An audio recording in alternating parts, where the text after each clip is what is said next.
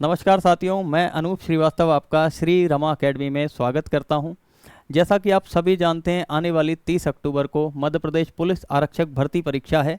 इसके लिए श्री रमा अकेडमी आपको निःशुल्क कांस्टेबल बैच चला रही है, जिसमें मैथमेटिक्स मैं अनूप श्रीवास्तव आपको कवर करवाऊंगा, पूरी मैथमेटिक्स, जिसमें हमने कल 4 टॉपिक करवा दिए हैं कंप्लीट, और आज नंबर सिस्टम की हम शुरुआत करेंगे।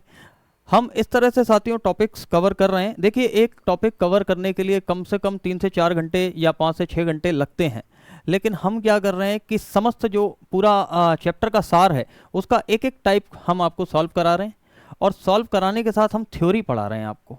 तो थ्योरी के साथ जब हम क्वेश्चन लगाते हैं तो फिर चैप्टर हमारा तैयार होता है। ठीक है, तो आप जिन बच्चों ने कल का सेशन अटेंड नहीं किया है, कल हमने बहुभुज, बहुपद, द्विघात समीकरण और रेस, ये 4 टॉपिक कम से कम समय में हमने कवर करवाए। हम वीडियो को ज़्यादा नहीं खींच रहे हैं, जिससे क्योंकि आपके पास अब समय नहीं है, इसलिए हम कोशिश कर रहे हैं सारे टॉपिक्स कम से कम समय में हम कवर करवा दें।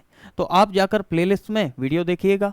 आज नंबर सिस्टम भी हम इसी तरह से पढ़ाएंगे आपको, बिल्कुल 0 से लेकर एडवांस लेवल तक जाएंगे, और समय ज़्यादा नहीं आपका लेंगे, और इसमें हम संपूर्ण जो नंबर सिस्टम से बनने वाले क्वेश्चंस हैं वो कवर करवाएंगे। ठीक है, इसके बाद फिर आपके जो नंबर सिस्टम में आप प्रीवियस ईयर्स पेपर देखेंगे, प्रीवियस ईयर पेपर जब आप देखेंगे तो उसमें देखेंगे आप 2 से 3 क्वेश्चंस हर पेपर में आपको नंबर सिस्टम का मिलेगा। ठीक है, चलिए अब समय नहीं गवाते हैं, स्टार्ट करते हैं नंबर सिस्टम के बारे में। आज जो हमको करना है वो नंबर सिस्टम में ये सारी चीज़ें हमको कवर करना है। ये कुछ क्वेश्चंस हम लेकर आए जो पिछले विगत वर्षों में पूछे गए प्रश्न हैं। ये सारे प्रश्न हमको करना है, और इन प्रश्नों के साथ हमको नंबर सिस्टम को समझना है। ठीक है, चलिए तो शुरुआत करते हैं। सबसे पहली बात आती है कि नंबर सिस्टम क्या है।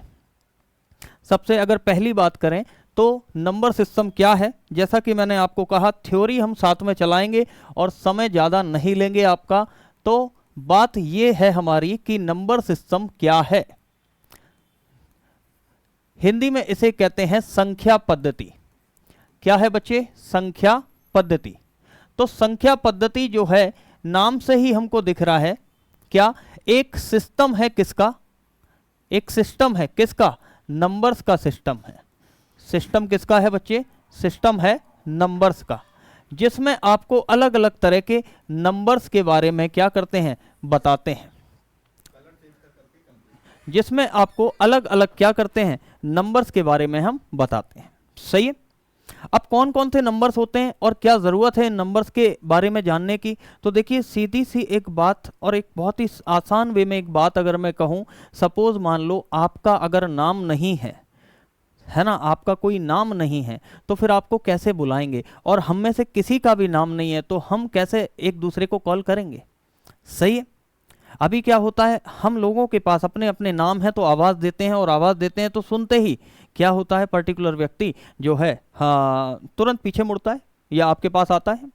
ऐसे ही क्या है, नंबर्स का भी एक सिस्टम है जो नंबर्स से पूरा बना हुआ है। इसमें अलग अलग तरह के नंबर हैं। इसमें अलग अलग तरह के अगर नंबर की अगर मैं बात करूं तो अलग अलग से कहने का मतलब यह है, आप सभी जानते हैं नंबर माइनस अनंत से लेकर, नंबर माइनस अनंत से लेकर कहाँ तक जाते हैं, प्लस अनंत तक, प्लस इनफाइनाइट तक, है ना। अगर इसमें हम देखें तो कुछ ऐसा नज़ारा आपको देखने मिलता है। यहाँ से हम पहले 0 पर जाते हैं नेगेटिव से, और फिर इसके बाद हम कहाँ जाते हैं, हम पॉजिटिव इनफाइनाइट पर जाते हैं। और अगर आसान वे में अगर हम समझें इसी चीज़ को, तो देखिए अगर मान लो मैं कोई संख्या लिखता हूँ, मान लो -4, -3, -2, -1, फिर क्या आता है, 0। 0 के बाद आता है 1, 2, 3, 4, 5, ये सब प्लस में रहते हैं, है ना। तो अब देखिएगा यहाँ पर, देखिए ये सभी जो हैं क्या है, माइनस में है।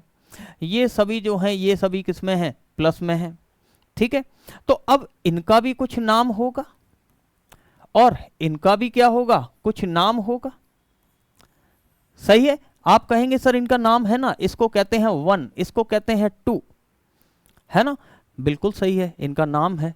अब इनका सरनेम क्या है, वो सरनेम हमको समझना है। बात समझे।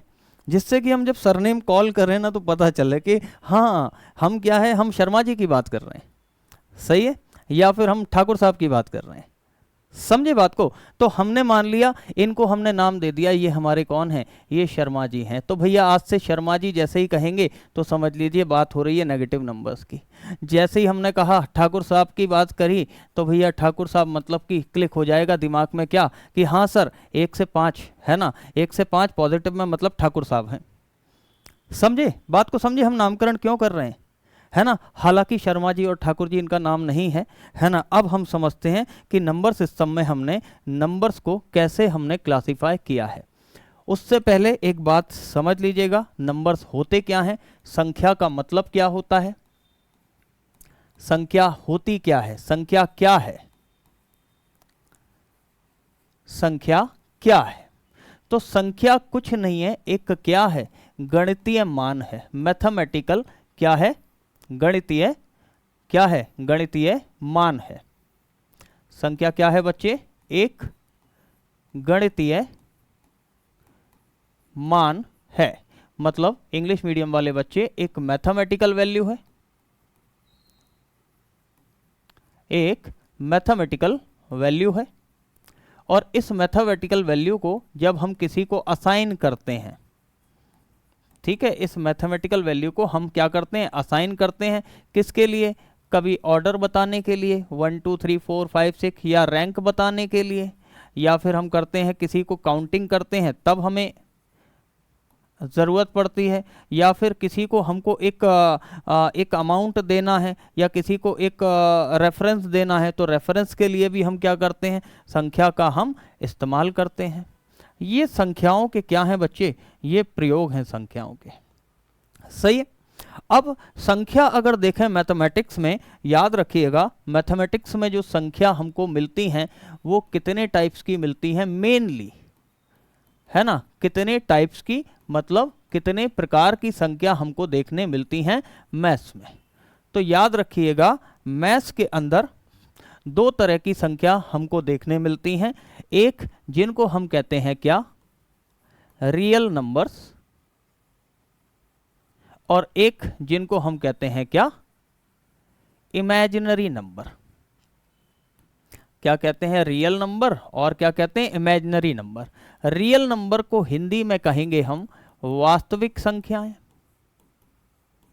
क्या, वास्तविक संख्याएं। और इमेजिनरी नंबर्स को हम कहेंगे बच्चे काल्पनिक संख्याएं।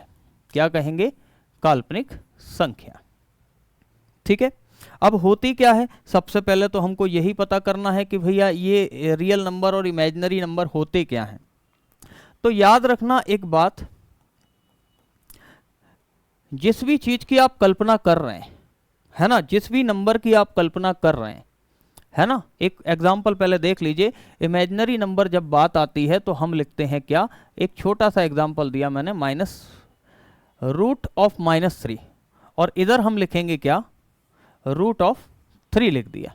या और इसको आसान कर देते हैं, ठीक है, और आसान कर देते हैं, यहां मैंने लिख दिया √(-4), और यहां लिख दिया मैंने √4। अब इमेजिन करिए कि √4 जैसे ही आप निकालते हैं तो आंसर निकलेगा आपका 2, है ना, और यहां आप निकालेंगे तो आएगा 2i। कैसे आएगा मैं आगे बताऊंगा बच्चे आपको, है ना। लेकिन अब आंख बंद करिए और कल्पना करिए कि आपके सामने 2 है ना, 2 पेन है, या 2 टेबल है, या संख्या आ गई 2, इसका मतलब एक इमेज बन गई ना, इमेज बन गई। लेकिन जैसे ही आप कल्पना करते हैं, इमेजिन करते हैं 2i, तो कुछ आ रहा है क्या आंखों के सामने कि 2i पेन है, या 2i एनिमल्स हैं, या डॉग है, या कैट है, कुछ है नहीं है। मतलब क्या है, जिसकी इमेज बन रही है ना दिमाग में, जिस भी संख्या की इमेज बन गई, जिस संख्या को आप कल्पना कर पा रहे हो, जिस संख्या की आप कल्पना कर पा रहे हो, जिस संख्या की आप क्या कर पा रहे हैं, कल्पना कर पा रहे हो, कल्पना कर पा रहे हो, वे संख्या जो होती है रियल नंबर होती है। और जिसकी कल्पना नहीं की जा सकती, है ना, नाम और परिभाषा बिल्कुल विपरीत है बच्चे, है ना। जिसकी आप कल्पना भी नहीं कर सकते, कल्पना भी आप नहीं कर सकते हैं, ठीक है, वे जो हैं कौन सी संख्याएं हैं, वे काल्पनिक संख्याएं हैं। यहाँ पर डेफिनेशन थोड़ी सी क्या है, एंटी चलती है ना। उम्मीद है मेरी बात को समझ गए होंगे। कल्पना करना मतलब इमेजिन करना। मैंने इमेजिन किया 2 या इमेजिन किया 5, ठीक है, तो सामने एकदम से क्या है, हो सकता है आपके इमेज में आपके 5 दोस्त आ गए हों, तो इमेज बन रही है ना इमेजिन करने पर, तो ये रियल नंबर्स होते हैं। मैंने किया हाफ मतलब कि कुछ दिख गया मुझे, हाफ आधा दर्जन, है ना, या फिर आधा तरबूज, है ना, कुछ भी आधा, सही है ना। तो ये सब जैसे ही आप क्या कर रहे हैं, जैसे ही आपको इस नंबर को इमेजिन कर रहे हैं और क्या हो रहा है, इमेज बन रही है। इमेज जैसे ही आपकी बन रही है तो समझ लीजिएगा बच्चे वो रियल नंबर है। और इमेज अगर नहीं बन रही है दिमाग में, समझ लेना वो कैसा नंबर है, वो इमेजिनरी नंबर है, या फिर हम कहें इसका एक और नाम अगर हम दें तो हम कह सकते हैं इसको वर्चुअल नंबर है, ठीक है।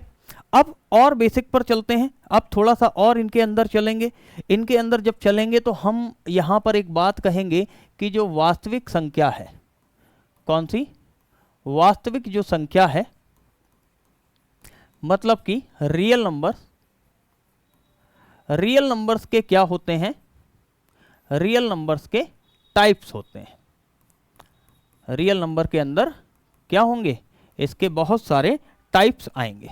कौन कौन से टाइप्स होते हैं रियल नंबर के, तो याद रखिएगा रियल नंबर का एक जो टाइप है उसको हम कहते हैं क्या,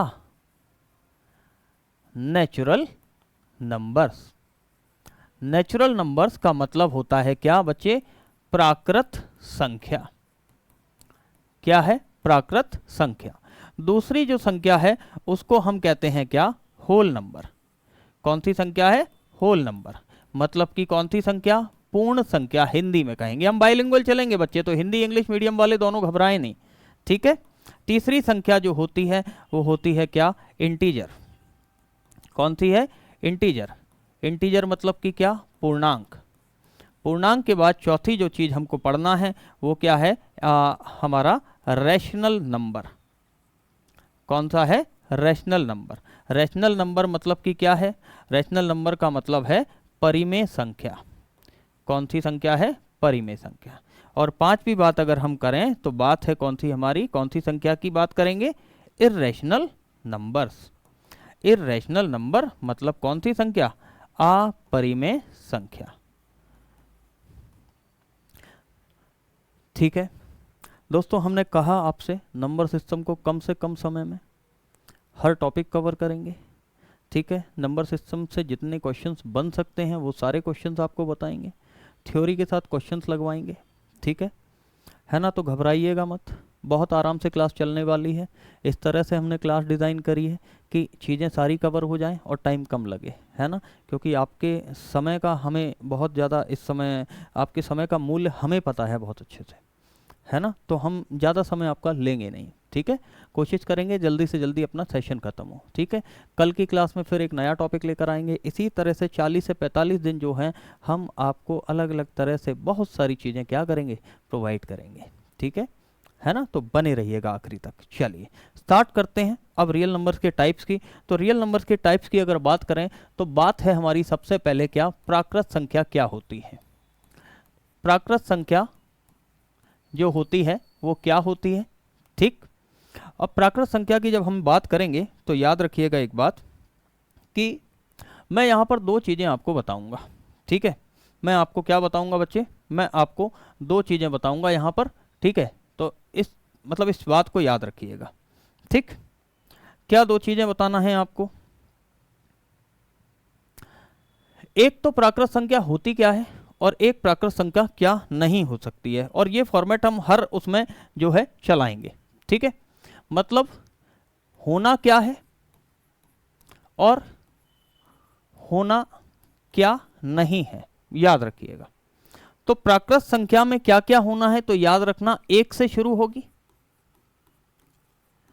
1 से शुरू होने वाली संख्या, और कहां तक जाएंगी, अनंत तक जाने वाली, अनंत तक जाने वाली संख्या, ठीक है। और अगर हम बात करें क्या क्या नहीं हो सकती प्राकृत संख्या, तो याद रखिएगा प्राकृत संख्या कभी भी 0 नहीं होगी, ठीक है। क्या क्या नहीं हो सकती? प्राकृत संख्या में कभी भी क्या नहीं आएगा? दशमलव नहीं आएगा। ठीक है, सिस्टम से चलते हैं, एक सीक्वेंस लेकर चलते हैं क्योंकि आगे मुझे कुछ सिखाना है आपको। प्राकृत संख्या में 0 नहीं आएगा, प्राकृत संख्या में नेगेटिव वैल्यू नहीं आएंगी, मतलब कि जिसको आप कहते हैं ऋणात्मक संख्याएं नहीं आएंगी। कौन सी संख्याएं नहीं आएंगी? ऋणात्मक संख्याएं नहीं आएंगी। क्या नहीं आएगा? और सर दशमलव नहीं आएगा इसमें। ठीक है, दशमलव नहीं आएगा।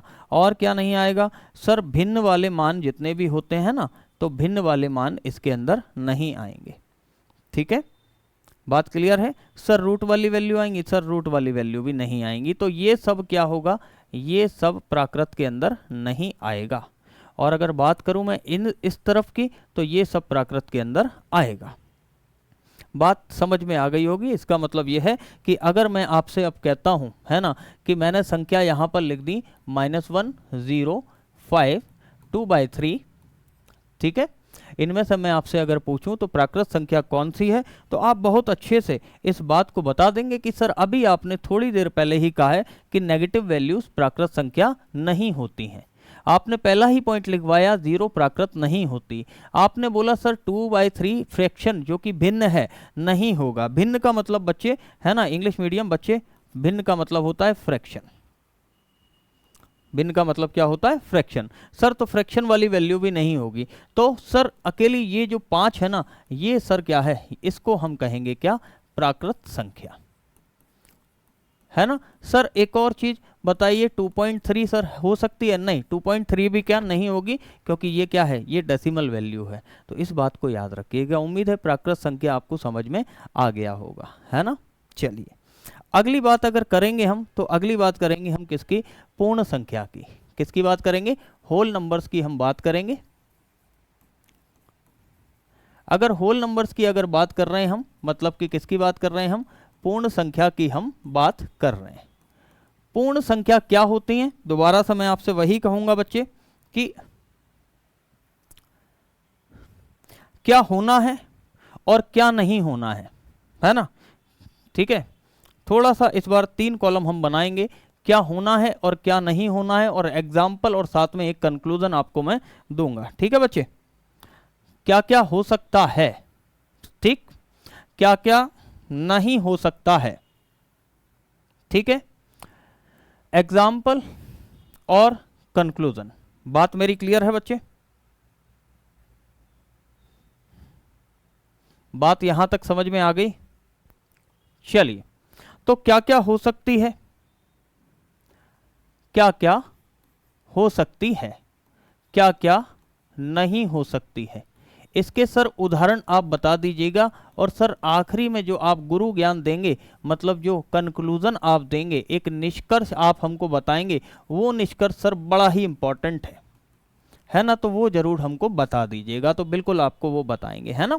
समझिएगा मेरी बात। होल नंबर्स मतलब पूर्ण संख्या। पूर्ण संख्या हमेशा कहाँ से शुरू होगी? तो सर जो है ना 0 से स्टार्ट होती है। कहाँ से शुरू होगी? 0 से शुरू होगी, मतलब शून्य से शुरू होगी। कहाँ से शुरू होगी? शून्य से शुरू होगी, मतलब कि 0 से जाएगी और कहाँ तक जाएगी? सर अनंत तक जाएगी।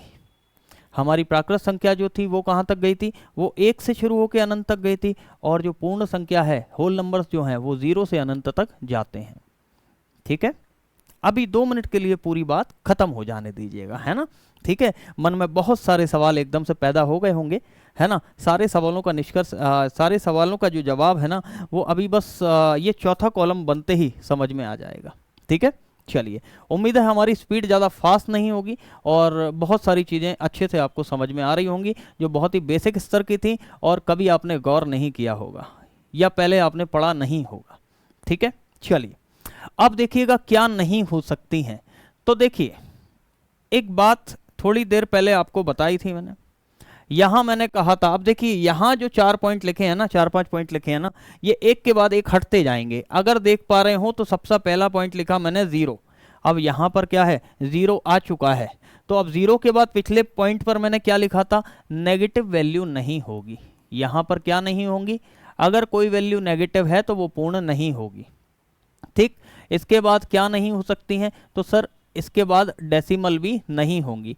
इसके बाद सर क्या ना, फ्रैक्शन भी नहीं होंगी।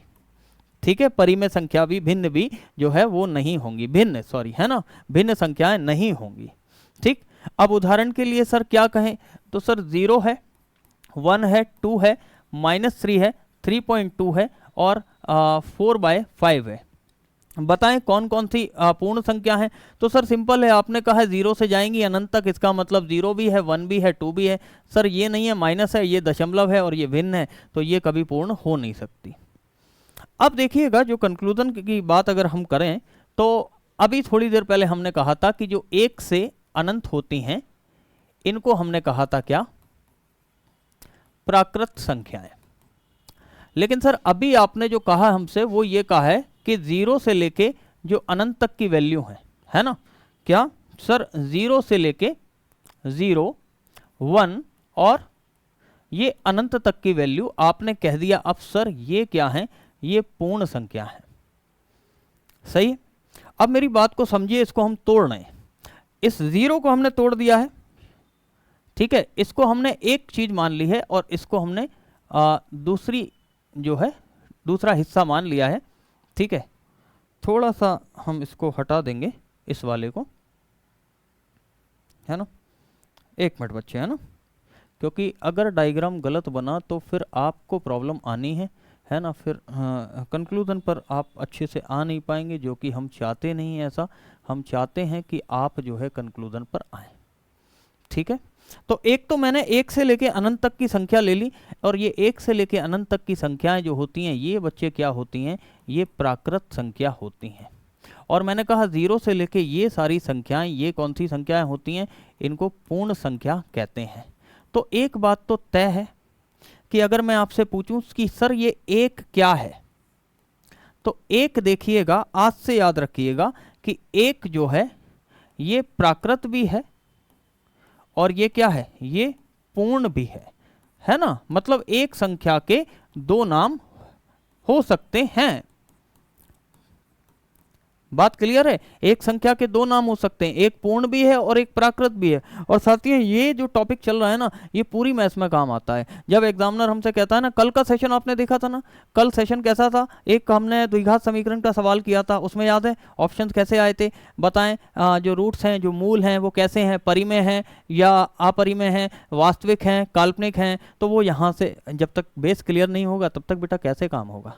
सही है, चलो, है ना। तो अब देखिएगा, यहां पूर्ण भी है और प्राकृत भी है, कौन, 1। ठीक है, अब यहां से एक बात हम कह सकते हैं। अब अगर मैं पूछूं, यहां से एक और चीज पूछ लेता हूं, फिर हम अपना कंक्लूजन देते हैं कि अब मैं आपसे कहूं 0 क्या है, तो सर 0 अकेली क्या है, पूर्ण है। कि 0 अकेली क्या है, पूर्ण है। तो अब एक बात बताइएगा, हम एक चीज लिख सकते हैं क्या, कि सभी प्राकृत मतलब कि नेचुरल नंबर कैसी होती हैं, पूर्ण होती हैं, पूर्ण संख्या होती हैं, है ना, पूर्ण संख्या। ठीक है, यहां थोड़ा सा आप कंफ्यूज हो जाओगे। ठीक है, पूर्ण संख्या।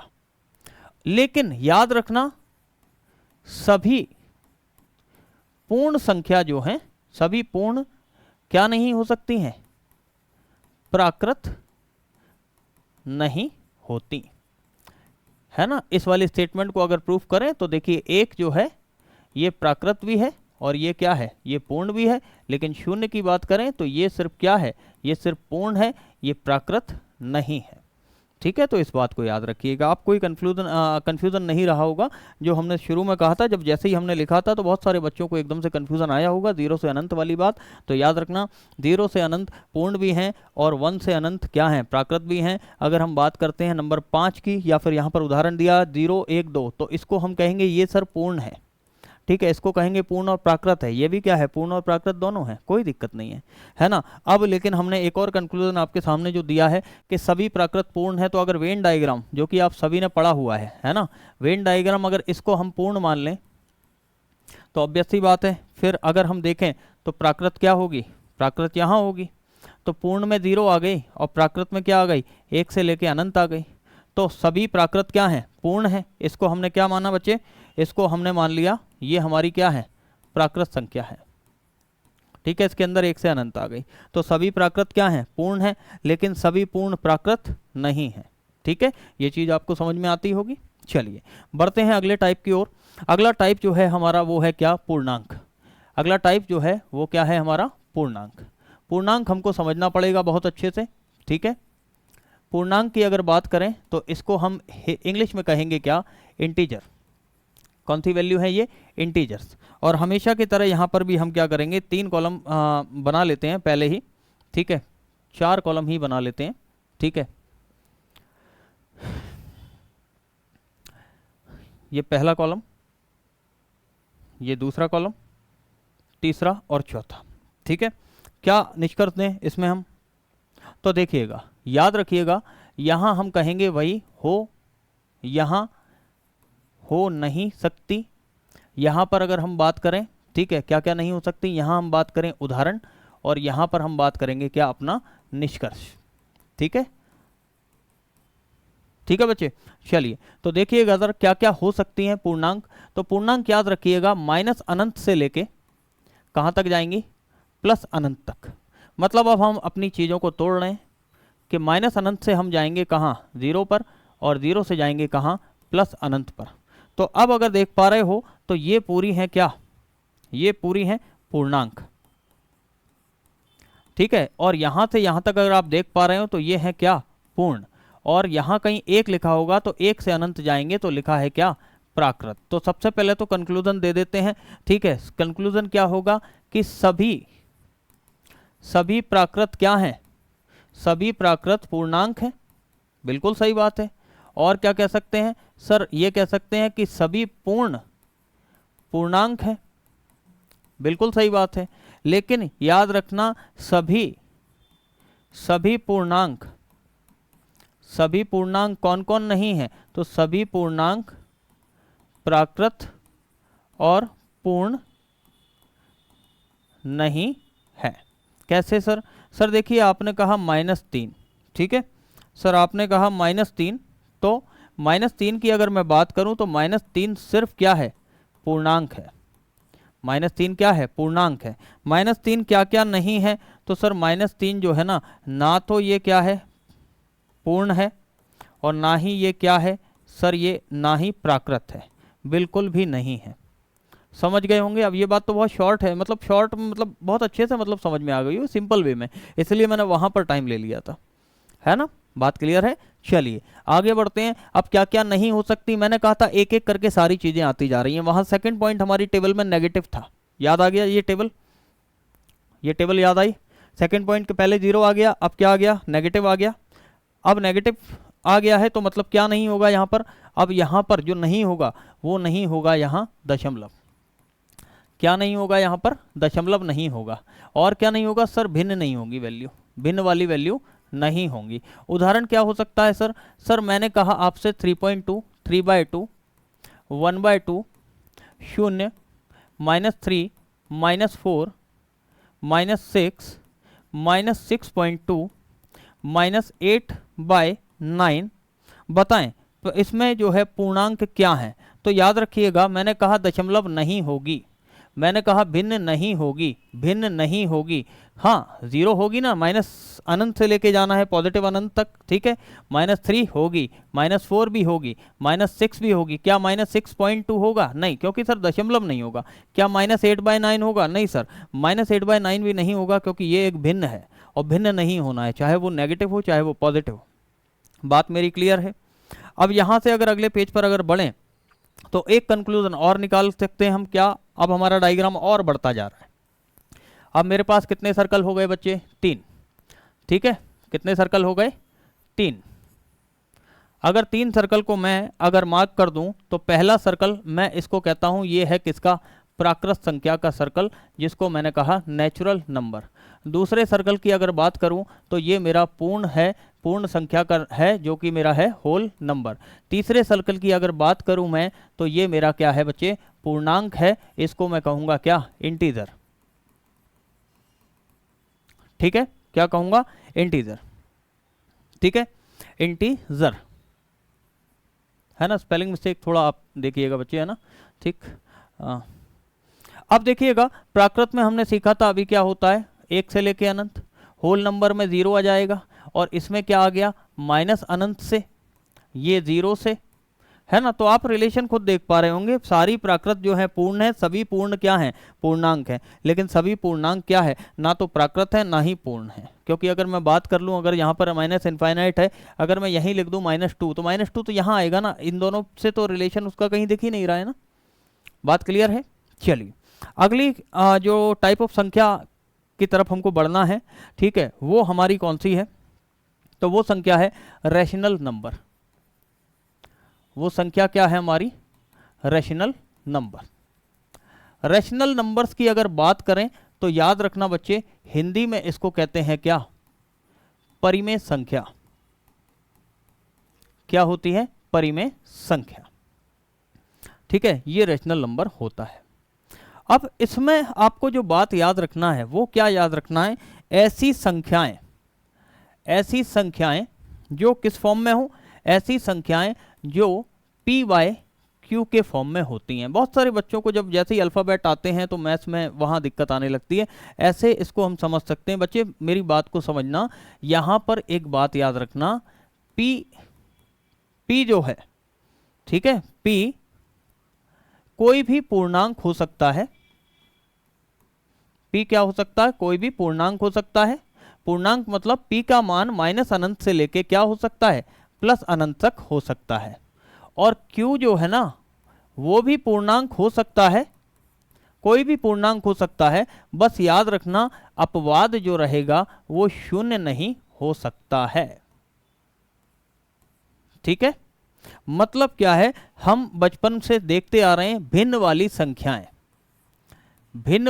संख्याएं, जिसमें हमारी जो भिन्न होती है उसमें ऊपर वाले हिस्से को हम अंश कहते हैं और नीचे वाले हिस्से को हम हर कहते हैं। अंश को हमने इंग्लिश मीडियम ने न्यूमरेटर कहा और नीचे कहा डिनोमिनेटर। तो हमारा कहने का मतलब यह है कि हर जो होगा आपका हमेशा शून्य से क्या होगा बच्चे, बड़ा होगा। हर जो होगा हमेशा शून्य से क्या रहेगा, बड़ा होगा। ये हमारी पहली बात रही, है ना। एक पेज और लेते हैं, उसमें मैं आपको रैशनल नंबर्स की 2 कंडीशन बस सिखाऊंगा, और रैशनल नंबर आज से आपके लिए कोई चुनौती नहीं रहेगी, ठीक है। रैशनल नंबर की बात करें अगर, तो मैं 2 चीज़ आपसे कह रहा हूँ। एक तो मैंने कहा पी वाई क्यू के फॉर्म में होना चाहिए, और क्यू जो है हमेशा किससे बड़ा होगा, शून्य से बड़ा होगा, ठीक। दूसरी बात मैं आपसे कह रहा हूं दशमलव को लेकर। किसको लेकर, दशमलव को लेकर। दशमलव में भी 2 कंडीशन बनती हैं बच्चे। 2 कंडीशन से मेरा मतलब है, याद रखना, दशमलव हम उन दशमलव की बात कर रहे हैं जहां पर हम डिवाइड करते हैं तो वो दशमलव टर्मिनेट हो जाती है। टर्मिनेट होना मतलब क्या होता है, पहले वो सीख लो। टर्मिनेट होने का मतलब ये है कि मान लो मैं अगर 10 को डिवाइड कर रहा हूं किससे, सपोज 4 से, तो 4 दूनी 8, ठीक है। यहाँ आया दशमलव, यहाँ आया शून्य, और यहाँ आया नीचे 4 पंजे क्या हुआ बच्चे, 20। अब शेषफल 0 आ गया। अब इसके बाद हम कुछ कर भी नहीं रहे, दशमलव हमारी क्या हो गई, टर्मिनेट हो गई, मतलब दशमलव के बाद अंक जो है खत्म हो गए। तो अब याद रखना टर्मिनेशन में, क्योंकि आपने कुछ बच्चे होंगे जो समझते हैं 2 तरह की वैल्यू दशमलव के बाद टर्मिनेट होती हैं। कौन कौन सी वैल्यू टर्मिनेट हो जाती हैं, एक तो अभी जो उदाहरण बताया ये टर्मिनेट हो चुकी है, और दूसरी वैल्यू अगर बात करें तो आप जब लिखते हैं मान लो 0.111 और ये वैल्यू अनंत बार 1 है, तो आप इसको लिख देते हैं 0.1 का बार, और इसको जब सॉल्व करते हैं तो आप लिख देते हैं 1/9। सही है ना। तो दशमलव ये 2 तरह की जो होती हैं, और ये वाली जो टर्मिनेट होती है ये कैसी होती है, 5/10, मतलब कि बच्चा क्या, 1/2। इस तरह की 2 दशमलव टर्मिनेट हो जाती हैं, है ना।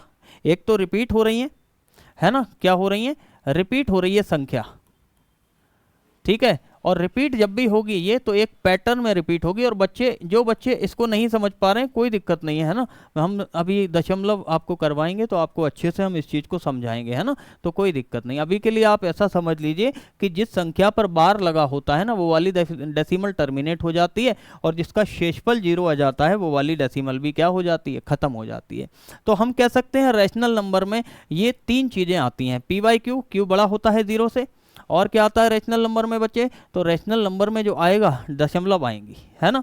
तो अब अगर हम कहें अपने चार्ट में देखें, अगर मैं चार्ट बनाऊं यहाँ पर तो देखिएगा रैशनल नंबर्स में जो शुरुआत में मैंने एक बात लिखी थी आपको, क्या, 0, फिर उसके बाद क्या लिखा था, नेगेटिव, फिर उसके बाद क्या लिखा था, 0 नेगेटिव, उसके बाद लिखा था मैंने दशमलव, दशमलव के बाद लिखा था मैंने क्या, भिन्न, है ना। तो रैशनल नंबर में आप देखेंगे, क्या देखेंगे कि 0 आता है, सी सर बिल्कुल आता है, नेगेटिव आता है बिल्कुल आता है, दशमलव आता है सर, भिन्न आता है, रूट आता है, सब कुछ आता है, बस टर्मिनेट होना चाहिए और पी वाई क्यू के फॉर्म में होना चाहिए। कि सर 0 कैसे आता है, तो सर देखिए अगर मैं लिख देता हूँ 0y1, हर देखिए पी वाई क्यू का फॉर्म है, पी कुछ भी हो सकता है, क्या बोला मैंने थोड़ी देर पहले आपको, यहाँ क्या बोला, p पूर्णांक माइनस इनफाइनाइट से प्लस इनफाइनाइट में कुछ भी हो सकता है, तो p 0 हो सकता है, बिल्कुल 0 हो सकता है, लेकिन q क्या है, अपवाद में 0 चलेगा, इसमें q में 0 नहीं होगा, याद रखना।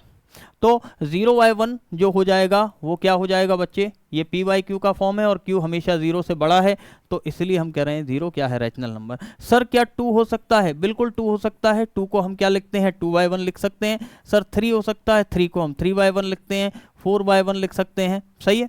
तो ये सभी रैशनल नंबर हैं, बिल्कुल सर ये रैशनल नंबर हैं, ठीक है। सर क्या -3 हो सकता है, हाँ जी बिल्कुल -3 भी हो सकता है, -3 को ऐसे भी लिख सकते हैं ना, बिल्कुल सही है। सर क्या 4/5 हो सकता है, बिल्कुल हो सकता है। क्या 5/4 हो सकता है, बिल्कुल हो सकता है। ये सभी क्या है, रैशनल नंबर है। सर 3.2 है, हो सकता है, बिल्कुल हो सकता है। सर 3.2 का बार है, हो सकता है, बिल्कुल हो सकता है, बार वाला तो होगा ही होगा। सर क्या ये हो सकता है 3.2121212121 डॉट डॉट डॉट डॉट, हाँ बिल्कुल हो सकता है। मैंने कहा दशमलव रिपीट होते हैं पैटर्न में तो बार लगा दो, बिल्कुल हो सकता है, सही है। सर अब एक बात बताइए आप तो बहुत अच्छे से कि क्या ये हो सकता है क्या, फिर हम पूरा समझ जाएंगे कि रैशनल नंबर क्या नहीं होगा। मैंने लिखा 1 2 4 5 9 8 7 6 0 1 4 9 2 8 6 4, खत्म ही नहीं हो रहे हैं। क्या पैटर्न फॉलो कर रहा है, नहीं कर रहा। पैटर्न फॉलो हो रहा है, नहीं हो रहा है, नहीं हो रहा है ना, तो ये रैशनल नंबर नहीं है, ठीक है। यानी कि ऐसी दशमलव क्या क्या नहीं हो सकता, तो याद रखना रैशनल नंबर अगर मैं कहूँ परिमेय संख्या क्या नहीं हो सकती, परिमेय संख्या क्या नहीं हो सकती, तो याद रखना दशमलव के बाद कोई पैटर्न फॉलो ना हो और दशमलव टर्मिनेट ना हो। उम्मीद है मेरी बात को बहुत अच्छे से समझ गए होंगे और परिमेय संख्या अब आपके लिए इतना बड़ा टास्क नहीं है, सही बात है। चलिए आगे बढ़ते हैं।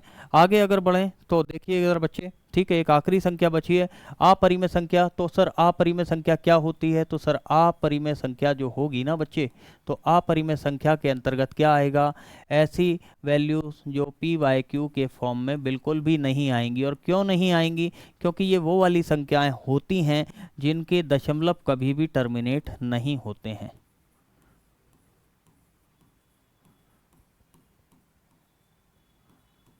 ये चलती ही जाएंगी, और जब ये चलती जाएंगी तो हम इनके पता नहीं कर सकते कितने अंक हैं, सही है। और कोई पैटर्न में नहीं है तो बार नहीं लगा सकते हैं, और बार नहीं लगा सकते तो दशमलव नहीं उड़ा सकते, और दशमलव नहीं उड़ा पाएंगे तो फिर क्या पी वाई क्यू के फॉर्म में लेके आ पाएंगे, नहीं लेके आ पाएंगे।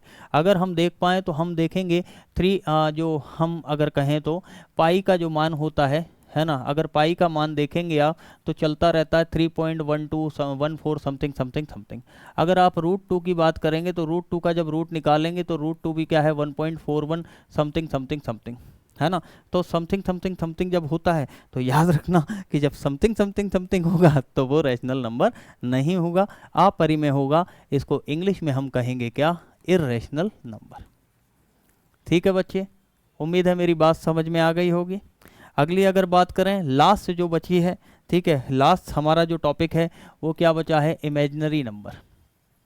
अगर इमेजिनरी नंबर की अगर हम बात करें, इमेजिनरी नंबर्स की अगर बात करें मतलब किसकी, काल्पनिक संख्या की अगर हम बात करें तो काल्पनिक संख्या याद रखना कौन सी संख्या होंगी, याद रखना छोटी सी एक बात कहूँगा, जिस भी संख्या के पीछे आई दिख जाए ना इस टाइप से, या फिर मैंने लिख दिया 3i+1, ये आई क्या है एक्चुअल में समझना बात को। देखिए हम सभी जानते हैं और जो नहीं जानते वो आज से जान लो कि i² होता है क्या, -1। क्या होता है i² -1, या दूसरे शब्दों में मैं कहूँ तो i होता है √(-1). अब जब भी हमारे पास रूट में कोई ऐसी वैल्यू आ जाती है, मैंने लिखा -4, तो फिर अब ये -4 को हम ऐसे भी लिख सकते हैं ना, -1 × 4, और इसको फैला देते हैं हम तो इसको हम ऐसा लिखते हैं -1 × √4, ऐसे भी लिख सकते हैं। और क्या लिख सकते हैं, सर ये -1 का रूट तो कभी नहीं निकलेगा, है ना, आपने ही बताया कि -1 जो होता है वो कितना होता है, वो सर i होता है, और 4 क्या है सर 2 है, तो ये क्या हो गई वैल्यू 2i। तो इस तरह से i होता है, i का निर्माण जो होता है वो इस तरह से होता है। इस चीज़ को आप जो है अच्छे से याद रखिएगा। ठीक है, यहाँ पर आपके टाइप्स ऑफ नंबर खत्म होते हैं। एक अगर प्रैक्टिकल फॉर्म में अगर बात बता दूं आपको कि हमने अभी जो किया है टाइप्स ऑफ नंबर्स, हमने जो अभी किया टाइप्स ऑफ नंबर्स, ठीक है, टाइप्स की बात हमने जो की है तो कुछ इस तरह से हमने की है कि दो हमारे, डायरेक्ट आपको एक काम करते हैं मुद्दे पर लेकर आते हैं, दो टाइप के नंबर्स हमारे पास थे। चलिए, ये हमारे पास क्या था, ये हमारे पास एक सर्कल है जिसके अंदर बहुत सारी संख्याएं पड़ी हुई हैं। ठीक है, इन नंबर्स को हमने कह दिया कि सर ये जो है ना, ये जो सर्कल आपने बनाया है ना, ये सर्कल जो है ये किसका है, ये रियल नंबर्स का है। किसका है, रियल नंबर्स। और इसी को हमने कहा है क्या, वास्तविक संख्या। क्या कहा बच्चे अपन ने, इसी को हमने कहा है वास्तविक संख्या। तो सर ये बीच में जो स्पेस बची है इसको हम कह देते हैं, सर ये जो जगह बची है ना, ये जो है ये है काल्पनिक संख्या। ये जितनी भी जगह बची है ना, ठीक है, क्योंकि परिवार तो संख्याओं का ही है ना, तो हम इसको कहेंगे सर ये जो है ये इमेजिनरी नंबर्स है। क्या है ये, इमेजिनरी नंबर्स। ठीक, अब अगर और आगे बढ़ते हैं अगर अपन, है ना, और आगे अगर बढ़ें तो सर अब हमने क्या कर दिया, इधर एक और सर्कल बना दिया। ये एक और सर्कल किस लिए बनाया, तो सर एक और सर्कल इसलिए बनाया जिससे आपको बता सकें कि अब हम रियल नंबर्स के टाइप्स की बात कर रहे हैं, जो कि थी क्या, परिमेय संख्या। ठीक है, जिसको हमने नाम दिया था रैशनल। तो सर ये खाली जगह, ओ ये खाली जगह ये अपरिमेय हो जाएगी। ठीक है ना, मतलब कि इर्रेशनल हो जाएगी।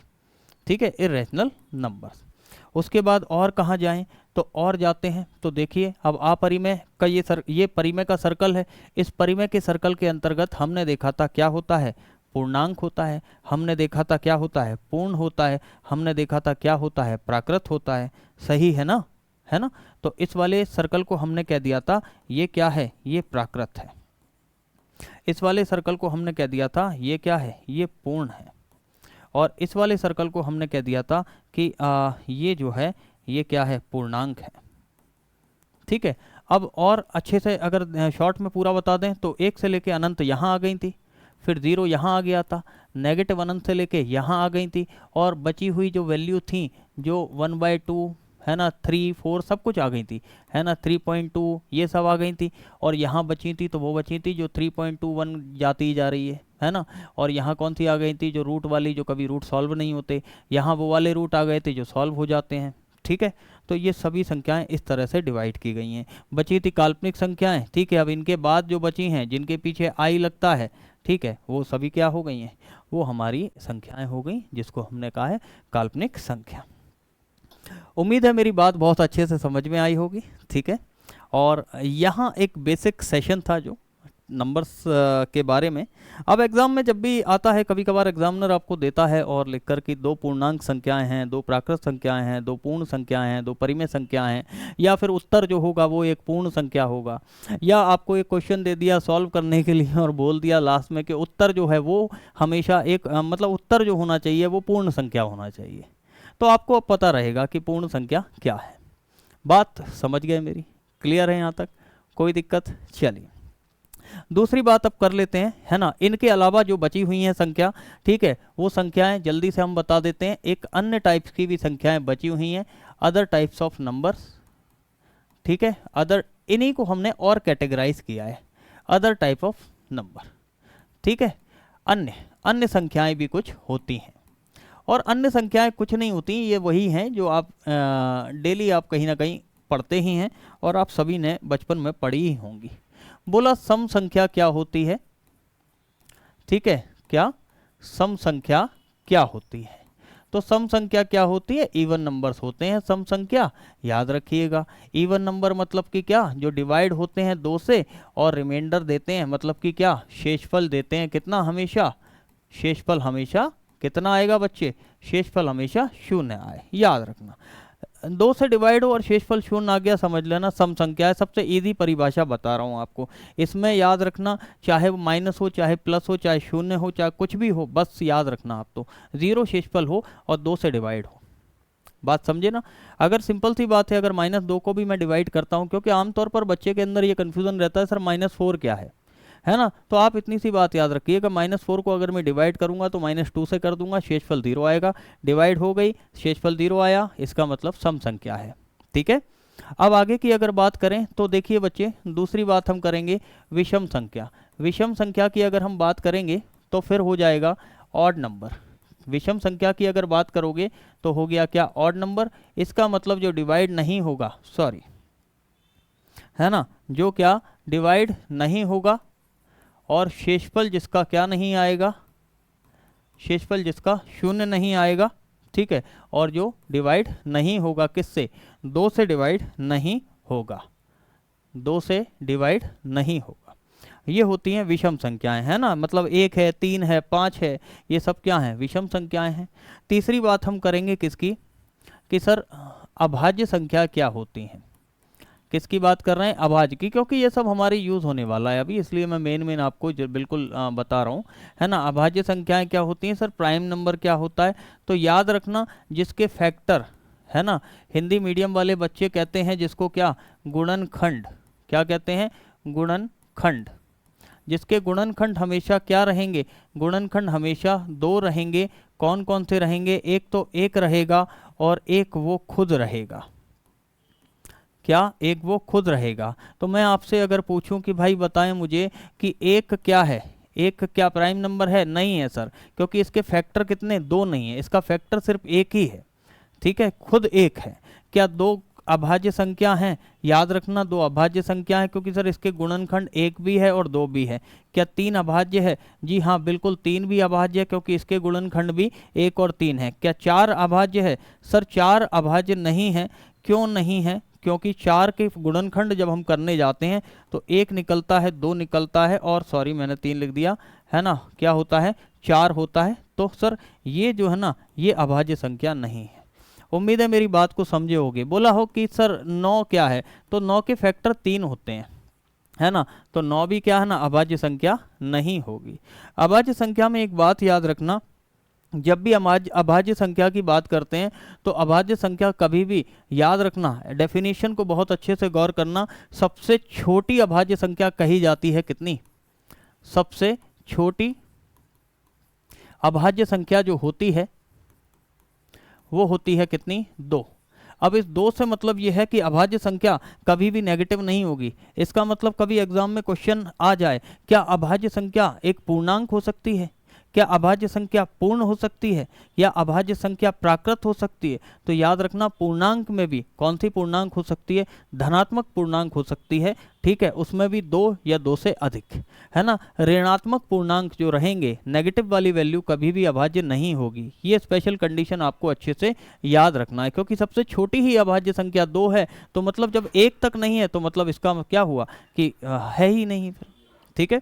चलिए अब आगे अगर बढ़ते हैं, ठीक है, तो एक अगली जो बात करेंगे, हम बात करेंगे किसकी? चौथी संख्या जो है वो हमारी है कौन सी? Composite number. कंपोजिट नंबर की अगर बात करेंगे, अभाज्य जो था वो प्राइम था, और कंपोजिट को हम हिंदी में कहेंगे क्या? भाज्य कहेंगे, ठीक है। अब अगर मेरी बात को समझिएगा, अगर कंपोजिट भाज्य है, इसका मतलब क्या हुआ कि ऐसी संख्या जिसके फैक्टर क्या है, मतलब जो अभाज्य है ना, अभाज्य को हटा दो, शॉर्ट में अगर कहूँ ना मैं, तो हमने कहा था 2 क्या है? अभाज्य है। सर 3 क्या है? अभाज्य है। तो सर 4 क्या है? तो 4 के फैक्टर दिख रहे हैं ना, तो जिसके 2 से अधिक फैक्टर हैं वो क्या हैं? वो भाज्य है। और जिसके 2 फैक्टर हैं, ठीक है, ये सभी क्या हैं? ये अभाज्य हैं। बात समझे? 2 से अधिक फैक्टर जिसके हैं 1, 2, 3 और 6, ठीक है, तो ये क्या हो गया? ये भाज्य हो गया। बात क्लियर है? समझे मेरी बात को? ठीक है, एक लास्ट संख्या और हम देख लेते हैं जल्दी से। को प्राइम संख्या क्या होती है ना? को प्राइम, क्योंकि इसका एलसीएम एचसीएफ में बड़ा ही काम आने वाला है ना, और आगे भी चैप्टर में, है ना। क्या लिख दिया? मतलब कि हम कहेंगे क्या? सहभाज्य संख्या। कौन सी संख्या? सहभाज्य। सहभाज्य संख्या में एक बात याद रखना, हमेशा जोड़ा मिलेगा आपको संख्या का। उस जोड़े में जो मिलेगा आपको क्या? 2 आपको संख्याएं मिलेंगी। मान लो मैंने लिखा 2, 3, क्या सहभाज्य है? हाँ सर है। मैंने लिखा आपको 5, 6, क्या सहभाज्य है? सर है। मैंने लिखा 4, 6, क्या को प्राइम है? मैंने कहा नहीं।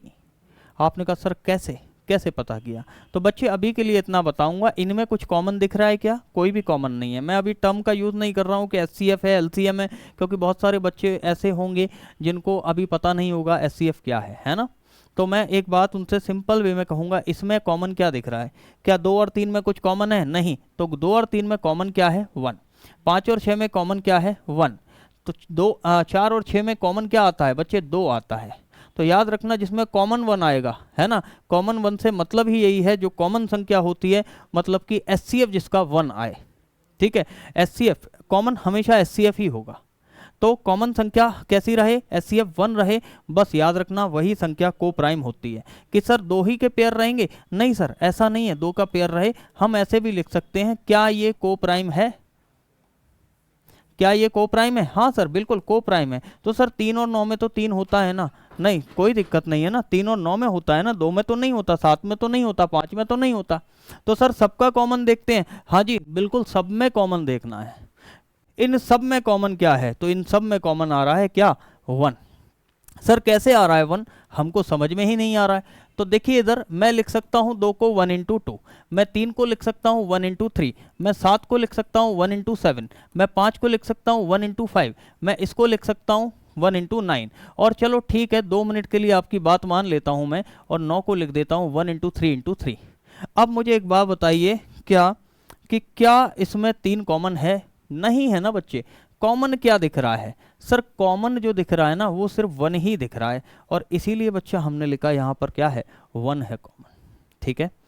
बात उम्मीद है बहुत अच्छे से समझ में आ गई होगी, और यहाँ पर सारे नंबर्स हमने जो है आपको कवर करवा दिए हैं थ्योरी पार्ट में। अब जो बचेगा, ठीक है, अब क्वेश्चंस बचे हैं, ठीक है, और क्वेश्चंस हम धीरे धीरे लगाते हुए चलेंगे, लेकिन उसके पहले आपको कुछ चीज़ें याद रखिएगा जो मैथ्स में काम आएंगी, ठीक है। हमने कहा था नंबर सिस्टम में कोई भी ऐसी चीज़ नहीं छोड़ेंगे जो आपको प्रॉब्लम करे आगे चल के, ठीक है। कुछ फॉर्मूले होते हैं जो हम आमतौर पर देखते हैं। a प्लस बी का स्क्वायर क्या होता है? A square plus B square plus 2ab। फिर है क्या? a माइनस बी का होल स्क्वायर, तो कहेंगे A square plus B square minus 2ab। फिर अगला फॉर्मूला है a प्लस बी का square plus a minus B का स्क्वायर, इसको हम बोलते हैं क्या? 2a square plus B square. अगला जो फॉर्मूला है वो है a प्लस बी का square minus a minus B का होल स्क्वायर, इसका आंसर हमेशा क्या आता है? 4ab आता है, ठीक है। कुछ नहीं करना है बच्चे, घबराना नहीं है ना। कह रहे होंगे सर आपको कैसे याद है? याद नहीं है भाई, देखो इधर ए प्लस बी का स्क्वायर इसको मैंने इससे खोल दिया था, ए माइनस बी का स्क्वायर मैंने इसको इससे खोल दिया था, सॉल्व किया तो मुझे ये मिला, वो कट गए थे। अगर अगले वाले में देख रहे हो साइन चेंज हुआ है, बात तो वही है, ठीक है। तो अब की बार ये कट गए थे तो ये बचा है, सही है। तो दिमाग थोड़ा सा है ना यूज़ करना है अपन को, है ना बच्चे। ए स्क्वायर माइनस बी स्क्वायर तो दुनिया जानती है कि सर एक बार प्लस लगा दो एक बार माइनस लगा दो, है ना। तो याद रखना कभी कभार एग्जामिनर जो है इस टाइप से एग्ज़ाम मतलब क्वेश्चन इस टाइप से बनाता है कि हो सकता है कि वो बेसिक चीज़ें आपसे पूछना चाह रहा है, उससे उसका जो है पूरा जो मोटिव है उसका वो कंप्लीट हो जाता है ना, ठीक है। तो मेरा फ़र्ज़ है आपको सारी चीज़ें बताना, ठीक है। चलिए अगला है फिर ये ए प्लस बी के क्यूब वाले हैं फॉर्मूले, इनको हमको याद रखना है कहीं ना कहीं कैसे ना कैसे। देखिए बच्चे, हाँ आप लोग जो करते हैं कि हाँ ट्रिक हैं और सारी चीज़ें हैं, ठीक है, अपनी जगह ट्रिक भी बहुत काम करती हैं, लेकिन क्या है कि एक कॉमन पैटर्न जो चलता आ रहा है, एग्जामिनर आपके दिमाग से बहुत अच्छे से परे है और वो एग्ज़ाम और वो पेपर इस तरह से डिज़ाइन करता है, वो जानता है बच्चा नंबर कहाँ से गवाएगा। हमको ऑलराउंडर पर्सनैलिटी बनना है, ठीक है, इसलिए सब कुछ हमको एक बार करते हुए जाना है, ठीक है। तो कुछ भी नहीं छोड़ना बच्चे, है ना, ठीक है। चलिए अब यहाँ पर हम बात करते हैं हमारा पहला क्वेश्चन, यहाँ से हमारे क्वेश्चन चालू होंगे, यहाँ से आप समझिएगा, ठीक है। तो क्वेश्चन ने कहा है हमसे 584 इंटू 328 इंटू 547 और 613 का जब गुणा करेंगे हम तो इकाई अंक कितना आएगा। क्या इकाई अंक, सबसे पहले समझो बेटा इकाई अंक क्या है। मान लो मैं एक संख्या लिखता हूँ 2 3 4, पास में लिखता हूँ, है ना ठीक है, मैं लिखता हूं मेरी संख्या है 2 3 4 5। बचपन से हमको एक चीज पढ़ाई जा रही है, क्या पढ़ाई जा रही है कि सर ये 5, ये 4, ये 3 और ये 2, जब इनका हम नामकरण करते हैं तो इसको हम कहते हैं कौन सी जगह, इकाई जगह। सर इसको हम कहते हैं क्या, दहाई जगह। इसको हम कहते हैं सर सैकड़ा, और इसको हम कहते हैं सर क्या, हजार। इकाई का मतलब होता है क्या, यूनिट प्लेस। दहाई का मतलब होता है क्या, 10th प्लेस। और सैकड़े का मतलब होता है 100th प्लेस। और हजार का मतलब होता है 1000th प्लेस, ठीक है। तो हमारा जो क्वेश्चन है वो ये है इकाई अंक ज्ञात करो। मतलब कि अगर मैं आपसे कहता हूं 9 गुणा 7 करो, आप आंसर देंगे 9 7 जा कितना 63। और मैंने आपसे पूछा सर इकाई अंक क्या है, तो इकाई अंक मतलब जो इकाई की जगह पर होगा। सर यही तो मेरा इकाई अंक है, ये क्या है मेरा, ये मेरा इकाई अंक है, ठीक है।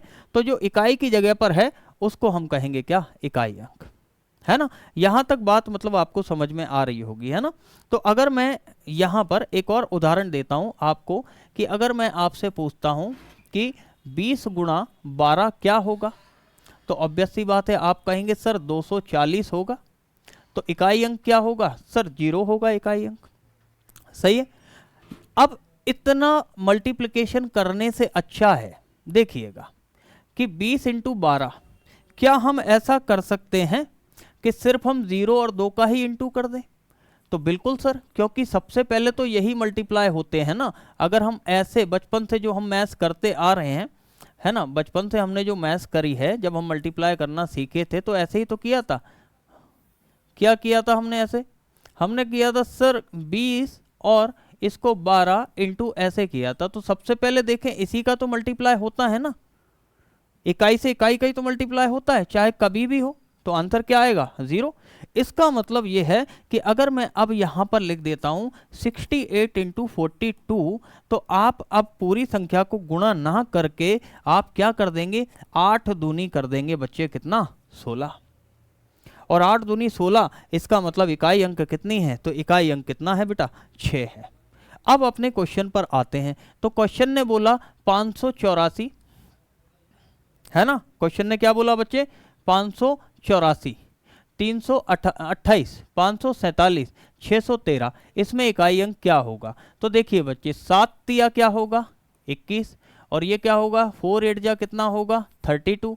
अब इन दोनों का इकाई अंक क्या होगा, 2 इंटू 1, तो 2 इंटू 1 आंसर क्या आएगा 2। तो आपका इकाई अंक क्या है, ये है। सेकंड्स में सवाल सॉल्व होंगे, है ना। जैसे कल हमने जो आपको सेशन हमने लिया था, है ना, कल सेशन जो लिया था किसका, बहुभुज का, बहुपद का, रेस का और द्विघात समीकरण का, है ना। अब आपसे जो है ना सेकंड्स में आपके प्रीवियस ईयर क्वेश्चंस जो हैं वो क्या हो रहे होंगे, सॉल्व हो रहे होंगे। इसी तरह नंबर सिस्टम के क्वेश्चन भी आज सेकंड्स में आप सॉल्व करेंगे। ठीक है बच्चे, चलिए, उम्मीद है इकाई अंक समझ में अच्छे से आ गया होगा। बात यहाँ तक क्लियर है। चलिए अगले क्वेश्चन की ओर बढ़ते हैं। बोला है 7 की पावर 105। यहाँ से चुनौतियाँ बढ़ जाती हैं। देखिए क्या है, अगर मैं आपको लिख दूं कि सर मुझे बताइए 7 की पावर 2 क्या होता है, तो आप कहेंगे सर 49, 9 है इकाई अंक।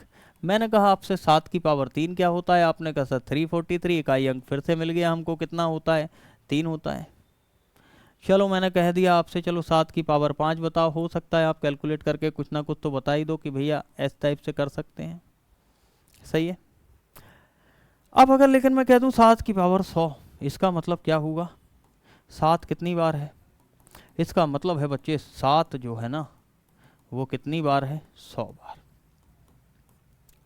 अब 100 बार गुणा करने के लिए एग्जाम में समय नहीं है हमारे पास, ठीक है। तो पहले इसके लिए हमको समझना पड़ेगा कि बच्चे इकाई अंक जो है, सबसे पहले हमको समझना पड़ेगा कि इकाई अंक क्या है, इकाई अंक निकालते कैसे, है ना। तो इकाई अंक समझिएगा मेरी बात को, इकाई अंक, इकाई अंक मतलब कि क्या है, यूनिट डिजिट, ठीक है। हम कुछ आपको नियम बताएंगे, इन नियमों को बहुत अच्छे से समझना, ठीक है। बहुत अच्छे से अगर समझ लिए तो फिर ये सवाल भी जो है ना सेकंड्स में आपके जो हैं क्या होंगे, सॉल्व होंगे। ठीक है बच्चे, मेरी बात उम्मीद है समझ में आ रही होगी और अभी तक का सेशन पूरा आपको बहुत अच्छे से समझ में आया होगा।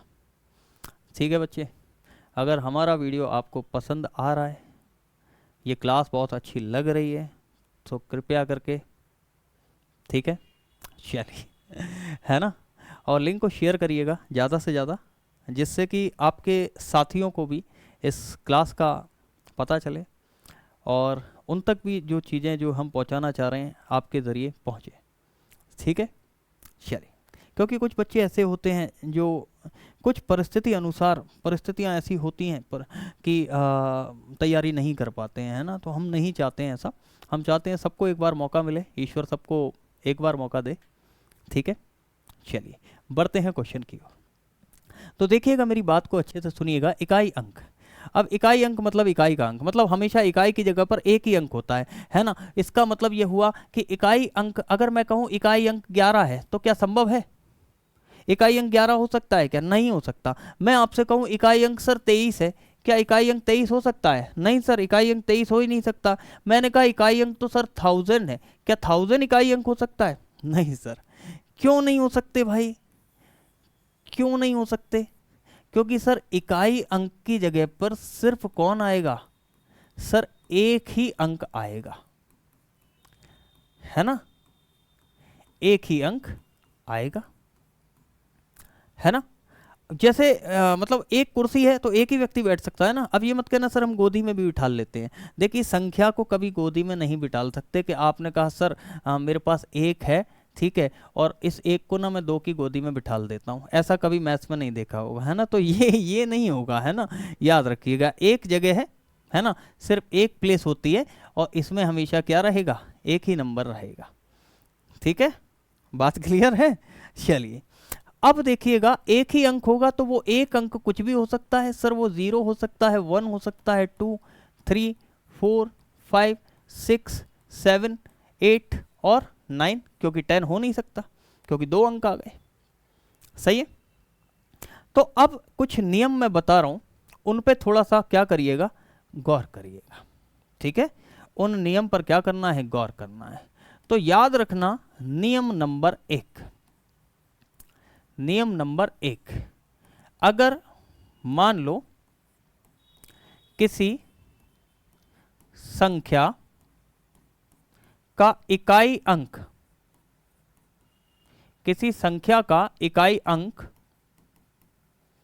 क्या है, किसी संख्या का इकाई अंक निम्न है, निम्न है से मतलब क्या है, मान लो किसी संख्या की इकाई जगह पर 0 है, इकाई जगह पर 0 है, या इकाई जगह पर 1 है, या इकाई जगह पर 5 है, या इकाई जगह पर 6 है, तो याद रखना 0 की पावर कितनी भी हो जाए, है ना, आंसर हमेशा क्या रहेगा 0। 1 की पावर कितनी भी हो जाए, आंसर हमेशा क्या रहेगा 1। 5 की पावर कितनी भी हो जाए, आंसर हमेशा क्या रहेगा 5। 6 की पावर कितनी भी हो जाए, आंसर हमेशा क्या रहेगा 6। ठीक है, अगर इकाई जगह पर 0 है, इकाई जगह पर 1 है, इकाई जगह पर 5 है और इकाई जगह पर 6 है, तो याद रखना इकाई अंक कितनी भी पावर वाला हो, ठीक है, उसका अंक वही रहेगा। ठीक है, उम्मीद है 4 संख्याओं के जो है रूल आप समझे होंगे, किसका, 0 का, 1 का, 5 का और 6 का। सही है, अब आगे बढ़ते हैं। आगे अगर बात करें तो दूसरा नियम, दूसरे नियम पर जैसे ही हम जाएंगे तो हम यहाँ बात करेंगे दूसरे नियम में किसकी, 4 की, और बात करेंगे हम किसकी बच्चे, 9 की।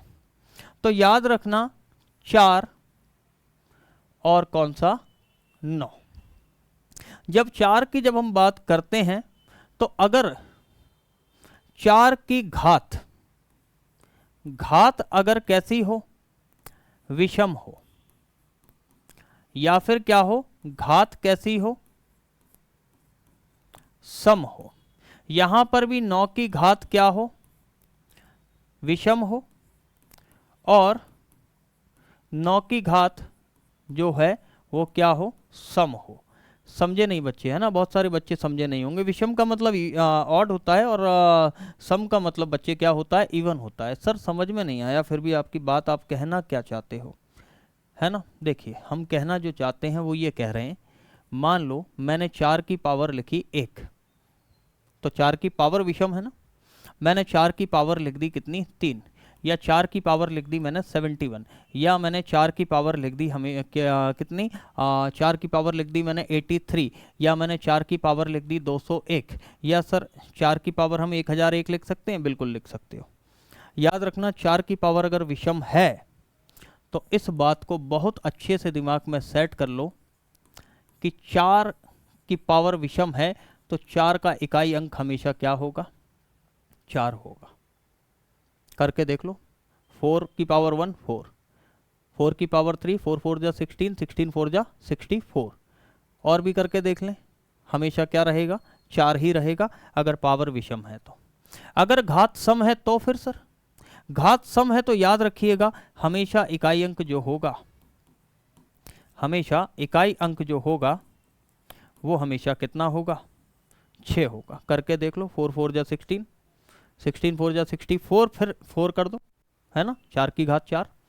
तो सम अगर घात है तो हमेशा 6 होगा, और विषम अगर है तो फिर क्या होगा। तो हम शॉर्ट में यहाँ लिख देते हैं कि अगर विषम है तो फिर अंक 4 होगा, और सम है तो फिर अंक कितना होगा 6। इसी तरह 9 की घात अगर विषम है, अब घात विषम और सम तो आप समझते हैं ना, तो 9 की घात विषम है तो हमेशा आंसर कितना आएगा बच्चे, 9 आएगा। करके देख लो आप। और अगर मान लो सर सम है तो भैया 1 आएगा। करके देख लो आप। कैसे करें सर, देख लीजिए करके, 9 तो 9 ही है, 9 इंटू 9 क्या होता है 81, 81 में 9 किया तो फिर इसमें 9 किया तो फिर ये, फिर इसमें 9 किया तो फिर इधर, एक बार इधर, एक बार इधर, एक बार इधर, एक बार इधर। सही है, ये तो हाँ, मतलब कि ये तो गरबे जैसा काम हो रहा है ना। सही है, चलिए अब देखिएगा, है ना, एक बार इधर और एक बार इधर, ठीक है, याद रखिएगा। तो अब उम्मीद है यहाँ तक के नियम समझे होंगे, नियम 2 समझ गए होंगे। मतलब कि क्या है, हमने और कौन कौन से नियम समझ लिए बच्चे, हमने जो है 4 का नियम समझ लिया और हमने 9 का नियम समझ लिया। बचे हैं 2 3 7 8, है ना, क्या बचा है 2 3 7 8। 2 3 7 8 की बात करें अगर, 2 3 7 और 8 की, याद रखना यहाँ पर जो नियम लगता है इसमें, ठीक है, 2 3 7 8 में जो नियम हमारा कौन सा है, नियम हमारा तीसरा है, नियम हमारा तीसरा है। तो यहाँ पर हमारे जो रिपीटेशन होगा वो क्या होगा, 2 की पावर 1 हमेशा 2 होगा, 2 की पावर 2 क्या होगा, 2 2 जा 4, फिर 2 टू जा 4 टू जा 8 और फिर 2 की पावर 4 क्या हो जाएगा 8 टू जा 16। अब जैसे ही 2 की पावर क्या आएगा 5 आएगा। अब समझना मेरी बात को, यहाँ लिखूँ या नीचे, नीचे लिख देता हूँ। 2 की पावर 5 आएगा तो इकाई अंक फिर से क्या हो जाएगा 2। 2 की पावर 6 आएगा तो इकाई अंक कितना हो जाएगा 4। 2 की पावर 7 आएगा तो इकाई अंक हो जाएगा 8। 2 की पावर 8 आएगा तो इकाई अंक हो जाएगा कितना 6। मतलब कहने का तात्पर्य यह है कि ये 4 जो चीज़ हमने लिखी थी, शुरू की 4 पावर जो हमने लिखी हैं, कौन सी, ये है ना, इसमें अगर देख पा रहे हो तो इकाई अंक 2, 4, 8 और 6, और बाद की जो लिखी है उसमें भी आप देख रहे होंगे 2, 4, 8 और क्या 6। इसका मतलब ये है, और यही केस किस में 3 में होता है, यही केस किस में 7 में होता है, यही केस किस में 8 में होता है, रिपीट होते हैं। जैसे कि 3 में अगर बात करें तो 3, 9, 27 और 81, बाद में यही रिपीट होती जाएंगी। 7 में अगर बात करें तो अभी बताया था 7 में 7, 9, 3 और 1, है ना। 8 में अगर बात करें तो 8 में भी क्या होगा, रिपीटेशन होगा। 8, 8 8 जा 64, फिर 32 और फिर 6। तो ये इस टाइप से क्या होंगी, संख्याएं क्या हो जाती हैं, रिपीट होती चली जाती हैं। अब 8 में और 2 में आपको सिमिलरिटी दिख रही होगी, सर 8, 4, 2 और 6, 8, 4, 2 और 6। ऑब्वियस सी बात है, क्यों सिमिलरिटी दिख रही है, क्योंकि 8 क्या होता है, 2 की पावर 3 ही तो होता है ना। ये 8 क्या है, 2 की पावर 3 ही है, इसलिए 8 और 4 में सिमिलरिटी दिख रही है बच्चे, है ना। ठीक है, बात क्लियर है ना। तो याद रखना, अगर मैं अब आपसे कहता हूँ, एक इसका उदाहरण मैं करवा देता हूँ, है ना। इसका उदाहरण अगर मैं कहूँ, मैं अगर आपसे कह रहा हूँ कि 3 की पावर 43 मैंने लिखी है, तो बस कुछ मत करना, पावर को डिवाइड कर देना किससे, 4 से। पावर को डिवाइड जैसे ही आप 4 से करोगे तो क्या होगा, कितने शेषफल कितना बचेगा, शेषफल बचेगा सर 4 10 जा 40 होता है, शेषफल 3 बचेगा। इसका मतलब 4 की पावर क्या बचा है, 3 बचा है। 4 की पावर 3 का इकाई 4 की पावर 3 नहीं, सॉरी, है ना। शेषफल कितना बचा है सर, शेषफल सर 3 बचा है, शेषफल 3 बचा है। इसका मतलब जो 3 है ना, उस 3 की पावर कितनी बची हुई है। ये बार बार 4 क्यों लिख रहा हूँ मैं, मुझे ही समझ में नहीं आ रहा, है ना। तो 3 की पावर ये क्या हो जाएगी 3, क्योंकि ये 3 जो बचा हुआ है ना, ये कितनी बार बचा हुआ है, ये 3 बार बचा है। तो 3 की पावर 3 कितना होता है, तो सर 3 की पावर 3 जो होता है वो होता है क्या, 7। बात उम्मीद है समझ गए होंगे, बात यहाँ तक कोई दिक्कत नहीं आई होगी कि सर और बड़ी पावर आ गई। कितनी भी बड़ी पावर आ जाए, मान लो मैंने कहा चलो एक और उदाहरण ले लेते हैं, अब अपन लेते हैं किसका, 7 का। सर 7 की पावर है 405, नहीं सर 7 तो क्वेश्चन में ही है ना, ठीक है सर। आप एक काम करो सर 8 का ले लो, है ना। तो 8 की पावर 910, तो हमको क्या करना है, 910 को डिवाइड कर देना है किससे बच्चे, 910 को डिवाइड करना है 4 से, क्योंकि 4 4 का ही रिपीटेशन हो रहा है ना। यहाँ हम स्पेशल अच्छे से लिख देते हैं, 4 के बाद रिपीट, 4 के बाद क्या हो रही है बच्चे, रिपीट हो रही है। तो 4 के बाद रिपीट होगी तो देखिए 4 दूनी 8, फिर बचा कितना, 4 दूनी 8, ठीक है, 4 दूनी 8, 4 दूनी 8, फिर 4 4 7 28, कितने बचे, 2 शेषफल बचे।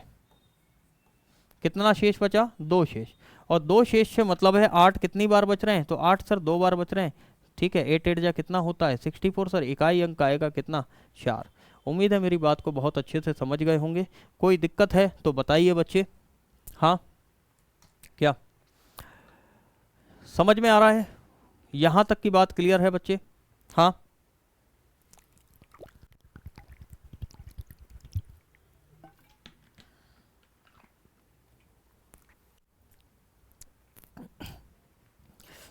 चलिए बढ़ते हैं आगे। अगर अब बढ़ें तो इकाई अंक के सारे नियम हमने समझ लिए, है ना। इकाई अंक के अगर सारे नियम हमने समझ लिए, मतलब कि हमको 0 का, 1 का, 2 का, 3 का, 4 का, 5 का, 6 का, 7 का, 8 का और 9 का नियम हमको समझ में आ गया है, ठीक है। अब क्वेश्चन की ओर बढ़ते हैं। तो क्वेश्चन जो था बच्चे हमारा, ठीक है, क्वेश्चन हमारा था ये, ठीक है। इसके बाद इसको हमने सॉल्व कर लिया था और क्वेश्चन अगला आया था हमारा 7 की पावर 105। आपको मैंने अभी थोड़ी देर पहले सिखाया 7 की पावर 105। इसका मतलब जब पावर 7 का केस है, हमें पता है 2, 3, 7 और क्या 8। इसमें क्या होता है बच्चे, इसमें 4 का रिपीटेशन होता है। क्या होता है इसमें, 4 का रिपीटेशन होता है। ठीक, तो 4 का अगर सर रिपीटेशन होता है, आप ऐसा कह रहे हैं, है ना, अगर आप ऐसा कह रहे हैं कि 4 का रिपीटेशन होता है, तो फिर 7 की पावर 105 में आपने ये भी सिखाया है कि 105 को किससे डिवाइड कर दो। सर 105 को ना 4 से डिवाइड कर दो।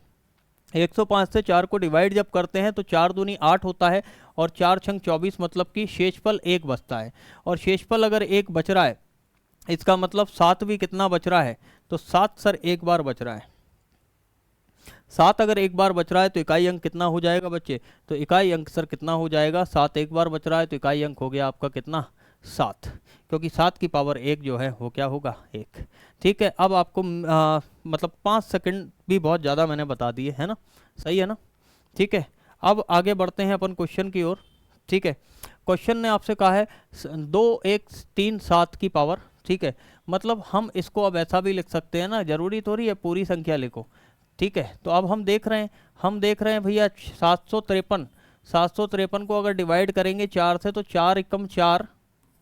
ठीक है, तो 3 35 बचा, 4 अट्ठे कितना हुआ, 32 हुआ, है ना, और इधर क्या हुआ, 4 अट्ठे फिर से क्या हुआ, 32 हुआ। सर शेषफल 1 बचा है, शेषफल अगर 1 बचा है इसका मतलब 7 की पावर 1 बची है, और 7 की पावर 1 मतलब कि क्या होता है, हमारा इकाई अंक कितना आएगा बच्चे, 7।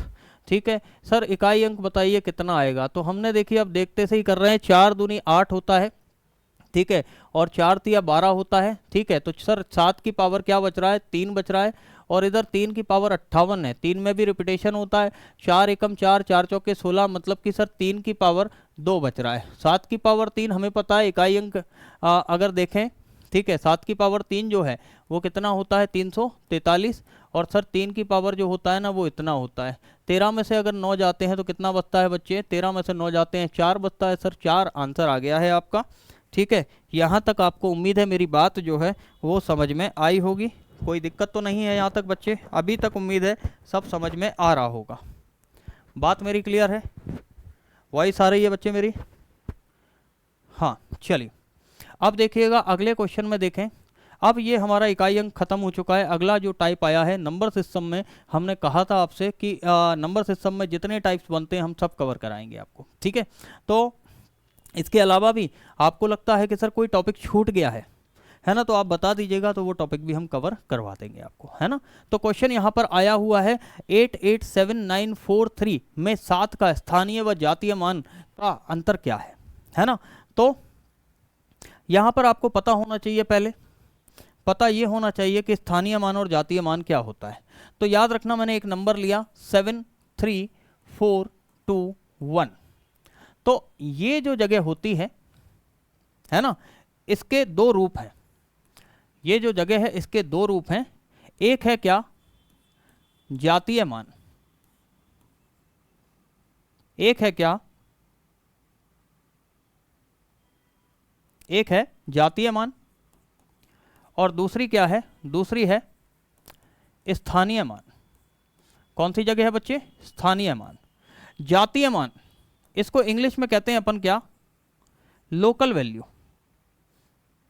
क्या कहते हैं बच्चे इसको इंग्लिश में, लोकल वैल्यू। और इसको हम कहते हैं क्या बच्चे, प्लेस वैल्यू। कौन सी वैल्यू, प्लेस वैल्यू। इसी को हम एक और नाम से जानते हैं क्या, जिसको हम कहते हैं क्या, फेस वैल्यू। मतलब जो जैसा दिखेगा वो वैसा होगा। ठीक है, मैं कहता हूं आपसे 2 का चेहरा कैसा है, सर 2 का चेहरा 2 जैसा ही है ना, ऑब्वियस सी बात है, 2 का चेहरा 3 जैसा तो होगा नहीं ना बच्चे। तो 2 का चेहरा सर 2 जैसा ही है, तो ठीक है ना, 2 जैसा है तो भाई इसका जातीय मान जो है वो है ना कितना रहेगा, 2 रहेगा। सर प्लेस वैल्यू 2 कौन से स्थान पर है, तो सर ये इकाई होती है, ये दहाई होती है, ये सैकड़ा होता है, ये हजार होता है, ये 10,000 होता है। ठीक है, ये क्या होता है, 10,000 होता है। सर 2 जो है ना दहाई जगह पर है, इसका मतलब क्या है, 2 का स्थानीय मान जो है वो क्या हो जाएगा, 20।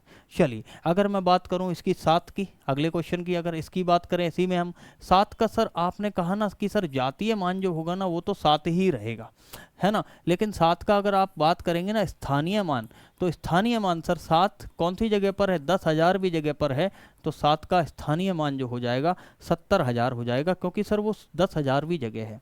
कुल मिलाकर कहना ये है कि जैसे अब मैं एक और चीज़ पूछता हूँ, 3 का अगर मैं पूछूं जातीय मान, तो सर फेस वैल्यू तो आपने कहा है कभी बदलेगी ही नहीं, तो 3 ही रहेगा।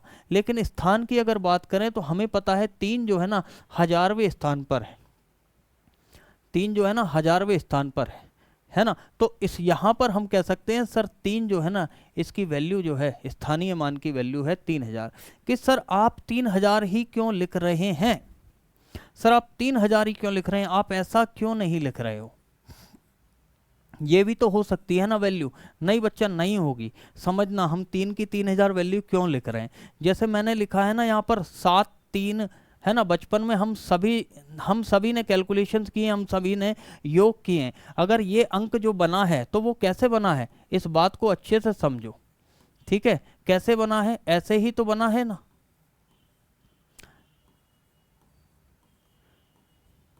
अब उम्मीद है पूरी क्लैरिटी आपको आ गई होगी कि क्यों मैं 3421 नहीं लिख रहा हूं, क्योंकि 3 का एक्चुअल में मान क्या है 3000 है, और जब इनको सबको टोटल करते थे हम तो फिर इसी तरह से तो निकल कर आता था ना 73421। इसमें अगर देखेंगे तो 3 का मान कितना आ रहा है, तो 3 का मान 3000 आ रहा है ना, इसलिए हम 3421 नहीं लिखेंगे, हम कितना लिखेंगे, जो उसका मान है, जो उसकी जगह का मान है। बात मेरी क्लियर है, ठीक है। चलिए आगे हम बढ़ते हैं हमारे क्वेश्चन की ओर। बोला है 8 6 7 9 4 3 में स्थानीय और जातीय मान में अंतर बताओ।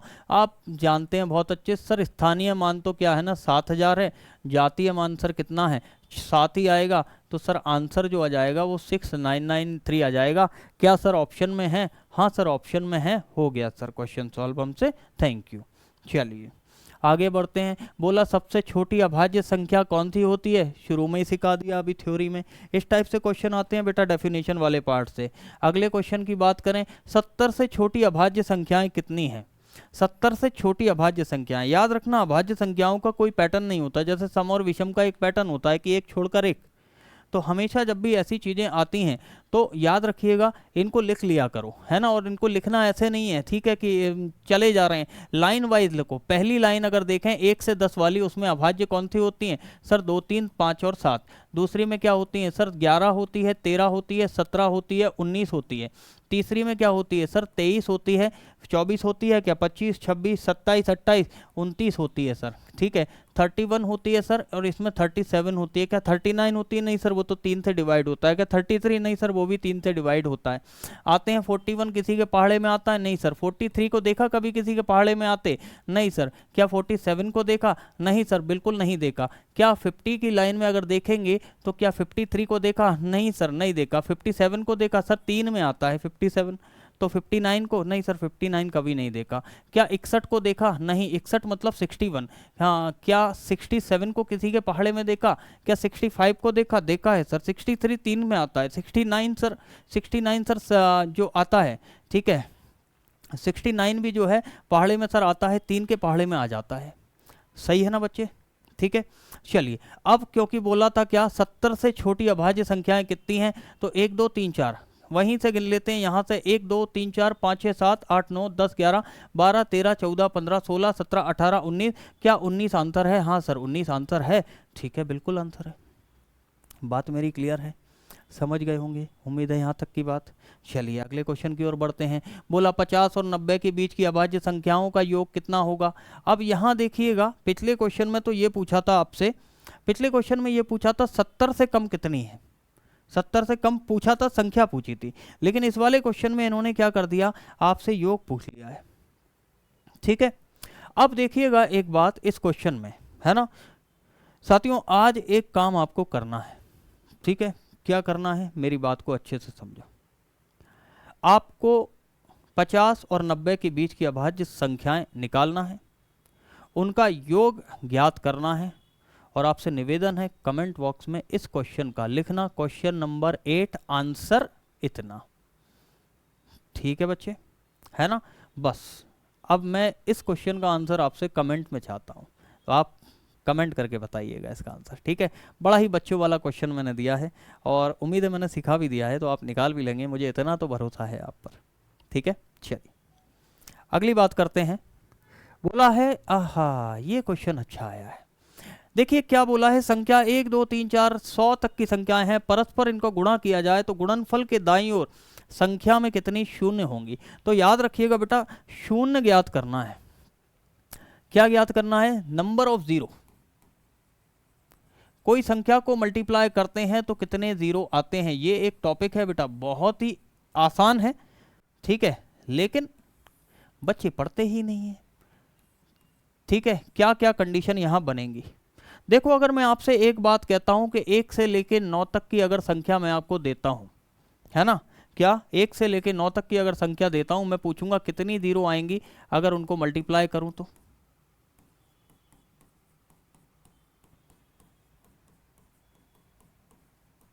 बस 9 तक।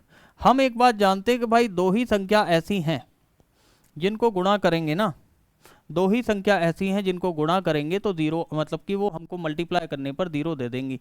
कौन सी? 2 और सर 5 को गुणा कर दो, और किसी को भी गुणा करके देख लो, जीरो नहीं आएगा। सिर्फ 2 और 5 एक ऐसी संख्याएं हैं जिनको आपस में गुणा करने से क्या मिल जाता है, हमको शून्य मिल जाता है। ठीक है, तो सर कर दीजिए ना गुणा। तो देखिए हमने 2 और 5 को जब गुणा करते हैं तो हमको एक जीरो मिलता है। अगर मैं आपसे कहूँगा कि इस पूरे को जब गुणा करूँगा मैं, है ना, बहुत सारे बच्चे कहेंगे सर 8 5 जा भी तो होता है 40। बिल्कुल सही बात है तो 2 का ही फैक्टर ना, ठीक है तो उसमें भी 2 ही ना, है ना, ठीक है, बात समझे। ठीक है, तो 2 और 5 अनिवार्य हैं, ये बेस है। 8 को तोड़ोगे तो 2 इंटू 2 इंटू 2, बात तो वही आएगी ना बच्चे, ठीक है है ना। ऐसे तो 4 को भी कर देंगे, 4 पंजे 20, है ना, हो सकता है 2 का ही तो फैक्टर है, मतलब बेस बता रहा हूँ कि 5 को हमेशा 2 चाहिए जीरो के लिए। ठीक है, 5 को क्या चाहिए? 2 चाहिए जीरो लाने के लिए। अब वो 2 कहीं से भी मिले, 5 6 30 भी हो जाता है, लेकिन अल्टीमेटली बेस बात क्या है? बेस जो बात है वो क्या है? 1 2 होना चाहिए। ठीक है, 1 2 होना चाहिए, ठीक है ना, इस बात को याद रखिएगा। तो अगर मैं यहाँ पर कहूँगा तो 5 दूनी 10 हो जाएगा, आप सबको मल्टीप्लाई कर लो, आपकी सिंगल जीरो आंसर आएगी।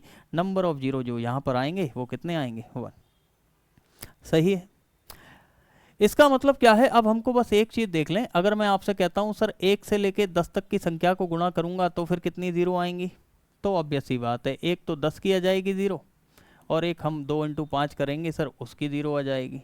तो इसका मतलब कितनी जीरो आ जाएंगी सर? 2 जीरो आ जाएंगी, है ना। 1 से 10 तक की संख्याओं को अगर गुणा करेंगे, यहीं देख लो ना, अगर मैं मान लो 3 ही संख्या ले लेता हूँ अकेली, ठीक है, 3 ही ले लेता हूँ मैं, 9 इंटू 10 इंटू 5 इंटू 2 कर देता हूँ, तो 9 90 90 इंटू 10 कितना हुआ? 900 हो गया ना। तो यहाँ पर कितनी ज़ीरो आई थी? यहाँ पर बच्चे याद रखिएगा, यहाँ सिंगल ज़ीरो आई थी, और यहाँ कितनी ज़ीरो आई थी? यहाँ 2 ज़ीरो आ गई थी। ठीक है सर, क्वेश्चन ये नहीं है, क्वेश्चन ये है कि 1 2 3 4 ऐसे ऐसे करके अगर मैं आपसे पूछता हूँ, ठीक है, आपने कहा सर ठीक है, आपकी बात मान ली हमने, कितनी जीरो आएंगी सर? 10 तक आपने हमको मैनुअली बता दिया, ठीक है, लेकिन क्वेश्चन इस टाइप का नहीं है। तीसरा क्वेश्चन एक कुछ इस टाइप का है हमारा क्वेश्चन। क्वेश्चन ये है ना, 1 से लेके 100 तक, 1 से लेके 100 तक, इसका मतलब ये हुआ कि मैं इसको ऐसा लिख सकता हूँ क्या बच्चे? आप बताएं मुझे, मैं इसको 100 फैक्टोरियल लिख सकता हूँ क्या? सर बिल्कुल लिख सकते हैं, 100 फैक्टोरियल आप लिख सकते हैं।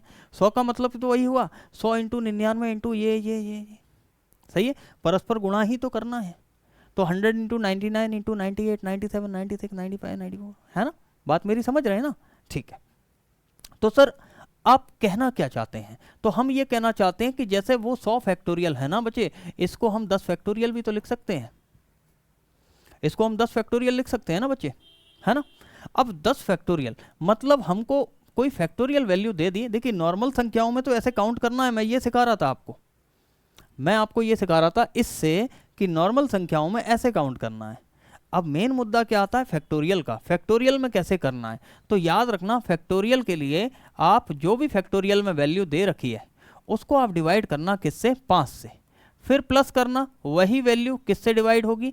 5 के स्क्वायर से, वही वैल्यू आगे चलना किससे डिवाइड करना है? 5 के क्यूब से, और करते ही जाना जब तक कि भागफल 0 या 0 से कम ना आए। जैसे कि मैं कब तक करूंगा? मैंने कहा 5, रुके पहले इसको पूरा खोल देता हूं तो आपको समझ में आएगा। मैंने लिखा 10 अपॉन 5, फिर मैंने लिखा 10 अपॉन कितना? 5 25। अब देखिएगा मैं यहीं रुक जाऊंगा क्योंकि 25 जीरो होगा, मतलब कि भागफल मुझे 0 मिल गया, दशमलव में मुझे जाना नहीं है। तो मैं अगर कहूं तो भाई यहां पर अगर मुझे भागफल मिलेगा तो कितना मिलेगा, 2 मिलेगा, बस यही तो आंसर है। देखो कितनी जीरो आई थी, 2 जीरो। इसको हम करेंगे नहीं क्योंकि इसको अगर देखेंगे आप, ठीक है, इसका भागफल क्या आएगा, भागफल 0 आएगा। तो अगर मैं इसको और प्रोसीड करूं तो 2 + 0 क्या होगा, तो सर 2 + 0 तो 2 ही होगा। बात मेरी समझे, तो नंबर ऑफ जीरो ऐसे काउंट होती हैं। और याद रखना ये वो वाली जीरो नहीं है जो कल हमने बहुपद में ज्ञात की थी, है ना। तो ये वाली जीरो तो क्या है नंबर सिस्टम में है, वो द्विघात समीकरण में डिग्री वाली जीरो नहीं है, है ना। तो कंफ्यूज मत होना, नहीं तो शून्यक निकाल के आ जाओ। देखो भाई सर ने तो क्या बताया था, द्विघात समीकरण तो दिख नहीं रहा, ये नंबर सिस्टम में जीरो काउंट कर रहे हैं, ये अपन द्विघात समीकरण में जीरो काउंट नहीं कर रहे हैं, ठीक है। चलिए अब बढ़ते हैं अपने क्वेश्चन की ओर। बोला है अरे सर अब तो ये हम कर देंगे, कैसे कर दोगे, बिना सर के कैसे करोगे। सर देखिए आपने बताया 100 को डिवाइड करो 5 से, बिल्कुल सही बताया। फिर आपने कहा सर उसी 100 को डिवाइड कर दो 5 के स्क्वायर से, बिल्कुल कर दो। सर उसी 100 को डिवाइड, अब हमको तो पता है ना सर हम क्यों लिखें स्क्वायर, ठीक है, हम तो जानते हैं ना 5 का स्क्वायर 25 होता है और 5 का क्यूब 125 होता है और 125 इससे जाता नहीं है, तो यहाँ हम रुक जाएंगे, 0 आएगा। यहाँ पर सर क्या है 4 आएगा, यहाँ पर सर क्या है ना 20 आएगा। तो सर पहले का हमको मिल गया 20, बाद का मिल गया 4, उसका मिल गया 0, सर आंसर आ गया टोटल 24। इसका मतलब सर क्या है, कितनी जीरो बच्चे, इसका मतलब सर संख्या के अंत में 24 जीरो आएंगी। क्या आंसर है ऑप्शन में, हाँ सर ऑप्शन ए है ना, वो 24 है। हो गया, बात खत्म, बात समझे, है ना।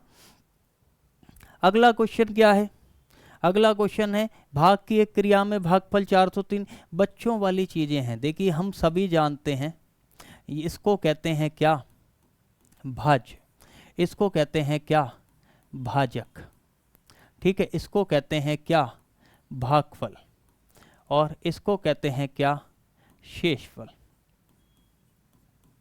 इसको कहते हैं क्या, शेषफल, ठीक है।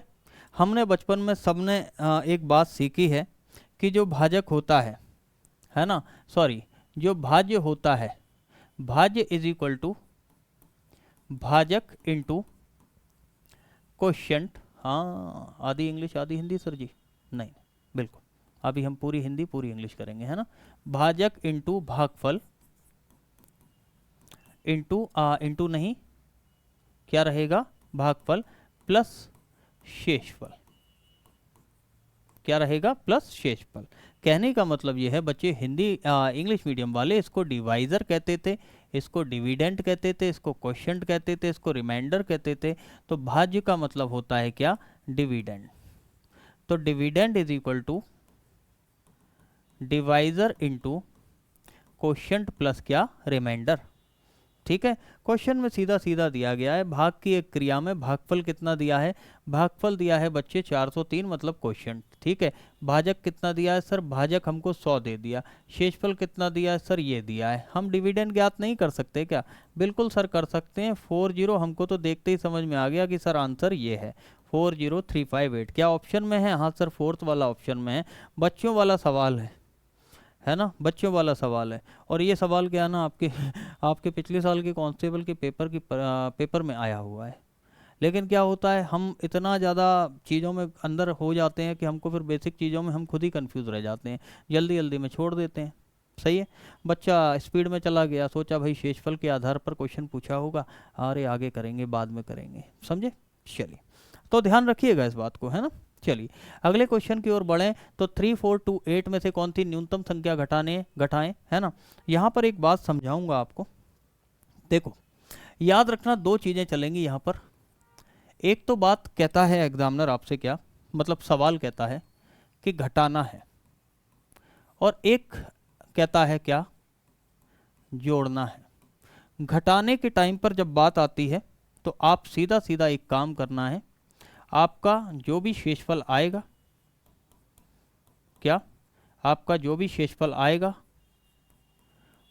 वो क्या कर दें आप, भाज्य में से डायरेक्ट माइनस कर दें, जब भी डायरेक्ट घटाने की बात होगी। लेकिन बात जोड़ने की जब आती है तो याद रखिएगा एक बात कि जब भी जोड़ने की बात आएगी तो ये रहेगा हमारा भाजक, ये रहेगा हमारा भाज्य और ये रहेगा हमारा क्या, शेषफल। जब भी जोड़ने की बात आएगी तो हमको सबसे पहला कदम जो उठाना है, स्टेप नंबर 1, भाजक में से शेषफल को क्या कर देना है, माइनस। ठीक है, उसके बाद जो दूसरा चरण है हमारा, ठीक है, वो दूसरा चरण क्या है, तो वो याद रखिएगा, दूसरे स्टेप में हमको उसी का जो भाजक में से शेषफल माइनस किया और कुछ वैल्यू मिली है, वो उसको क्या कर देना है, उस वैल्यू को, कौन सी वाली वैल्यू को, भाजक माइनस शेषफल वाली वैल्यू को हमको क्या कर देना है, इसमें प्लस कर देना है। ठीक है, ये कंसेप्ट याद रखिएगा।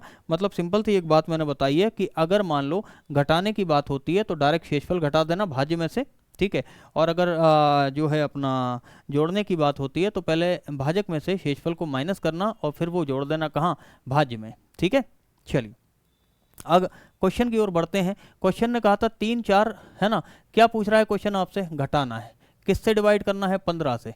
तो सिंपल सी बात है, क्या कर देना है, 34 28, ठीक है, 15 दूनी हम सभी जानते हैं क्या होता है बच्चे, 30 होता है, 4 42, है ना, तो 15 दूनी क्या होता है, फिर से 30 होता है। सर यहाँ तो 128 बच गए, और 15 दूनी 30 42, 15 दूनी 30, फिर से हमारे 12 बच गए, और 15 जो है हम अच्छे से जानते हैं सर कि 15 8 जा जो होता है वो 120 होता है, बच गया 8।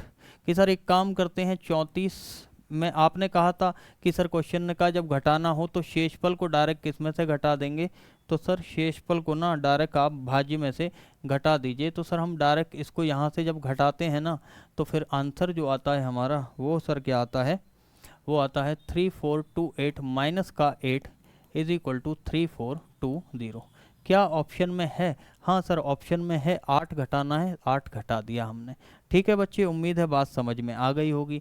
सर अगले क्वेश्चन की ओर बढ़ते हैं, बिल्कुल अगले क्वेश्चन की ओर बढ़ते हैं। 6 अंकों की सबसे अब छोटी संख्या है, 11 से पूर्णतः विभाजित होना चाहिए। अब यहाँ पर एक कंसेप्ट आप समझना, अभी मैंने घटाने और बढ़ाने का कंसेप्ट सिखाया था, अब एक और कंसेप्ट सिखा रहा हूँ। कौन सा कंसेप्ट, अगर संख्या मांग रहा है वो आपसे कौन सी संख्या मान रहा है, आपसे कौन सी मांग रहा है, छोटी से छोटी, ठीक है, और या फिर संख्या मांग रहा है आपसे क्या होगी, बड़ी से बड़ी। ठीक है, तो याद रखिएगा बच्चा पार्टी एक बात मेरी, कि जब छोटी से छोटी मांग रहा है संख्या तो फिर हमेशा क्या करना है, वही जो अभी सिखाया है। अभी क्या सिखाया है सर आपने, मैंने अभी सिखाया था कि भाजक में से क्या कर देना है, शेषफल को पहले माइनस कर देना है, और फिर क्या करना है, इधर से हमको एक वैल्यू मिलेगी, उस वैल्यू को हमको क्या कर देना है, जोड़ देना है किसमें, भाज्य में। याद आ गया है ना। शॉर्ट में अगर बता दूं पुराना वाला डायग्राम, तो सर ऐसा कुछ आपने बताया था, है ना, ये एक आपने डिवाइड का वो बना दिया था, यहाँ बोला था ये क्या है, भाजक है, ये सर क्या है, ये भाज्य है, भाजक मतलब डिवाइज़र, है ना, ये सर क्या है, शेषफल है। आपने एक बात कही थी, इसमें से इसको माइनस करके और क्या कर देना, प्लस। बिल्कुल छोटी से छोटी संख्या के केस में ऐसा करना है ना, और बड़ी से बड़ी संख्या के केस में क्या कर देना है, जो हमने घटाने पर किया था, घटाने पर क्या किया था, मतलब यहाँ हमने जो किया था वो बढ़ाने पर किया था, है ना, मतलब कि जोड़ने पर किया था, जो जोड़ने पर किया था, और यहाँ जो हमने घटाने पर किया था। और सर घटाने पर हमने क्या किया था, सर हमने क्या किया था, भाज्य में से डायरेक्ट हमने शेषफल को माइनस कर दिया था। सही है, कहने का तात्पर्य यह है कि अगर मैं आपसे कहता हूं कि सर आप कह तो सब कुछ देते हो लेकिन कभी कभार ना हमारी समझ में नहीं आती, क्योंकि एक साथ में आप इतनी सारी बातें कह देते हो। कोई बात नहीं ना, एक बार में मैं अंदर से निकाल लेता हूँ सारी चीज़ें, उसके बाद लेकर, मुझे पता है आपको समझ में आना नहीं है, फिर लेकर आता हूँ आपको एक एग्जाम्पल, और फिर आप कहते हैं कि सर बहुत बढ़िया अब समझ में आया। तो छोटी से छोटी संख्या समझो बच्चे, अगर मैंने कहा कि 2 अंक की छोटी संख्या कौन सी है, कौन सी, 2 अंक की, तो 2 अंक की तो ये है ना। अब ऑब्वियस सी बात है, इसमें से इसमें से मैं घटा तो सकता नहीं हूँ, नहीं तो एक अंक हो जाएगा, कुछ भी घटाऊंगा एक अंक पे चली जाएगी। तो ऑब्वियस सी बात है इसमें मुझे क्या करना पड़ेगा, जोड़ना पड़ेगा, और वही मैंने सिखाया है, छोटी संख्या में हमेशा जोड़ो। अब सर इधर क्या, तो 2 अंक की बड़ी संख्या क्या है 99। अब इसमें अगर मैं जोड़ूंगा तो ये 3 अंक बन जाएंगे, एक भी जोड़ दिया तो 3 अंक हो जाएंगे, ऑब्वियस सी बात है। तो इसमें फिर मुझे क्या करना पड़ेगा, हमेशा घटाना पड़ेगा। अब मेरी बात समझ में आ गई होगी। अब बढ़ते हैं क्वेश्चन की ओर। क्वेश्चन ने कहा है अपन से क्या, कि 6 अंकों की सबसे छोटी संख्या, क्वेश्चन ने क्या कहा, 6 अंकों की सबसे छोटी संख्या। तो 6 अंकों की सबसे छोटी संख्या कौन सी होती है बच्चे, 6 अंकों की सबसे छोटी संख्या ये होती है, ठीक है। 6 अंकों की छोटी संख्या को अब हमको डिवाइड होना चाहिए किससे, वो 11 से डिवाइड होना चाहिए, ठीक है। कौन सी संख्या हम जोड़ें, तो देखिए कौन सी संख्या जोड़ें, तो 11 9 जा कितना होता है बच्चे 99। सर इधर 11 0 जा 0, ठीक है, 11 0 जा 0, फिर से सर एक और 0 नीचे आएगा तो 11 क्या हो जाएगा 9 जा 99 हो जाएगा, ठीक है। फिर यहाँ पर एक और 0 आ जाएगी, 11 0 जा क्या हो जाएगा सर, फिर से 0 हो जाएगा। अब शेषफल क्या बचा 10। हमने आपको क्या सिखाया कि इसमें से क्या करो, एक ये माइनस कर दो 11 में से 10 और इसको प्लस कर दो, तो अब आपकी जो वैल्यू बनेगी वो क्या बनेगी 1 0 0 है ना, और 0 1, ठीक है।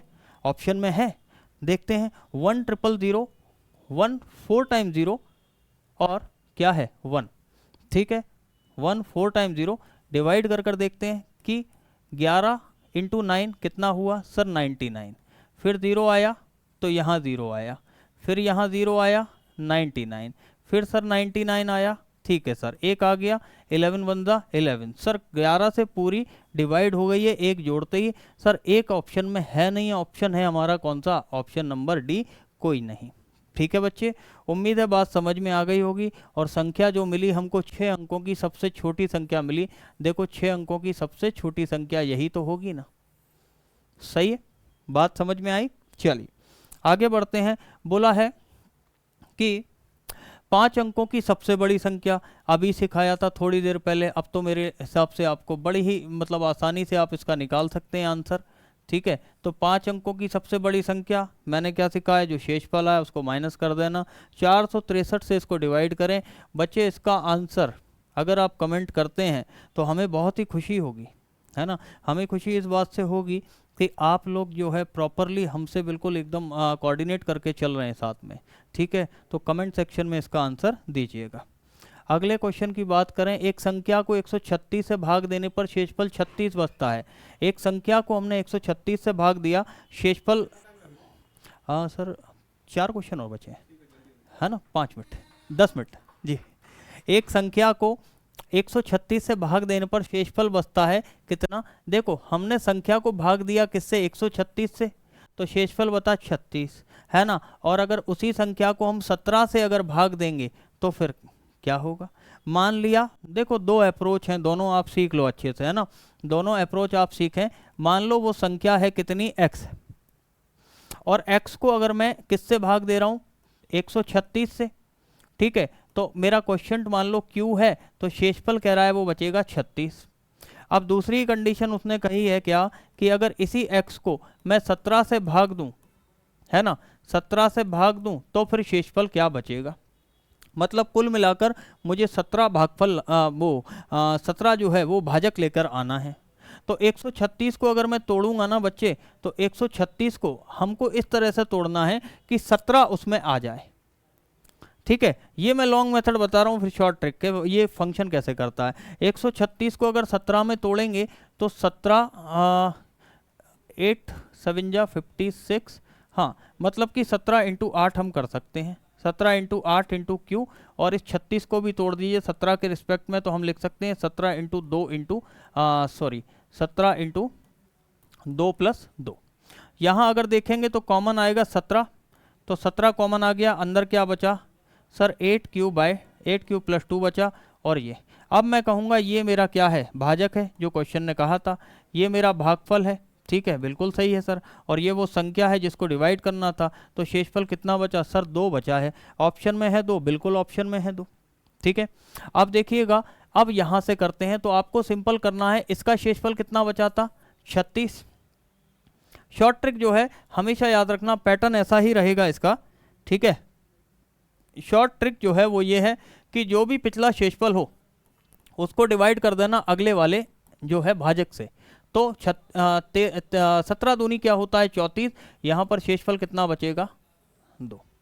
आंसर क्या आ गया बच्चे, आंसर आ गया 2। बात मेरी क्लियर है। चलिए बढ़ते हैं अगले क्वेश्चन की ओर। अगला क्वेश्चन 15वां है, देखते हैं अभी इसको सबसे आखिरी में।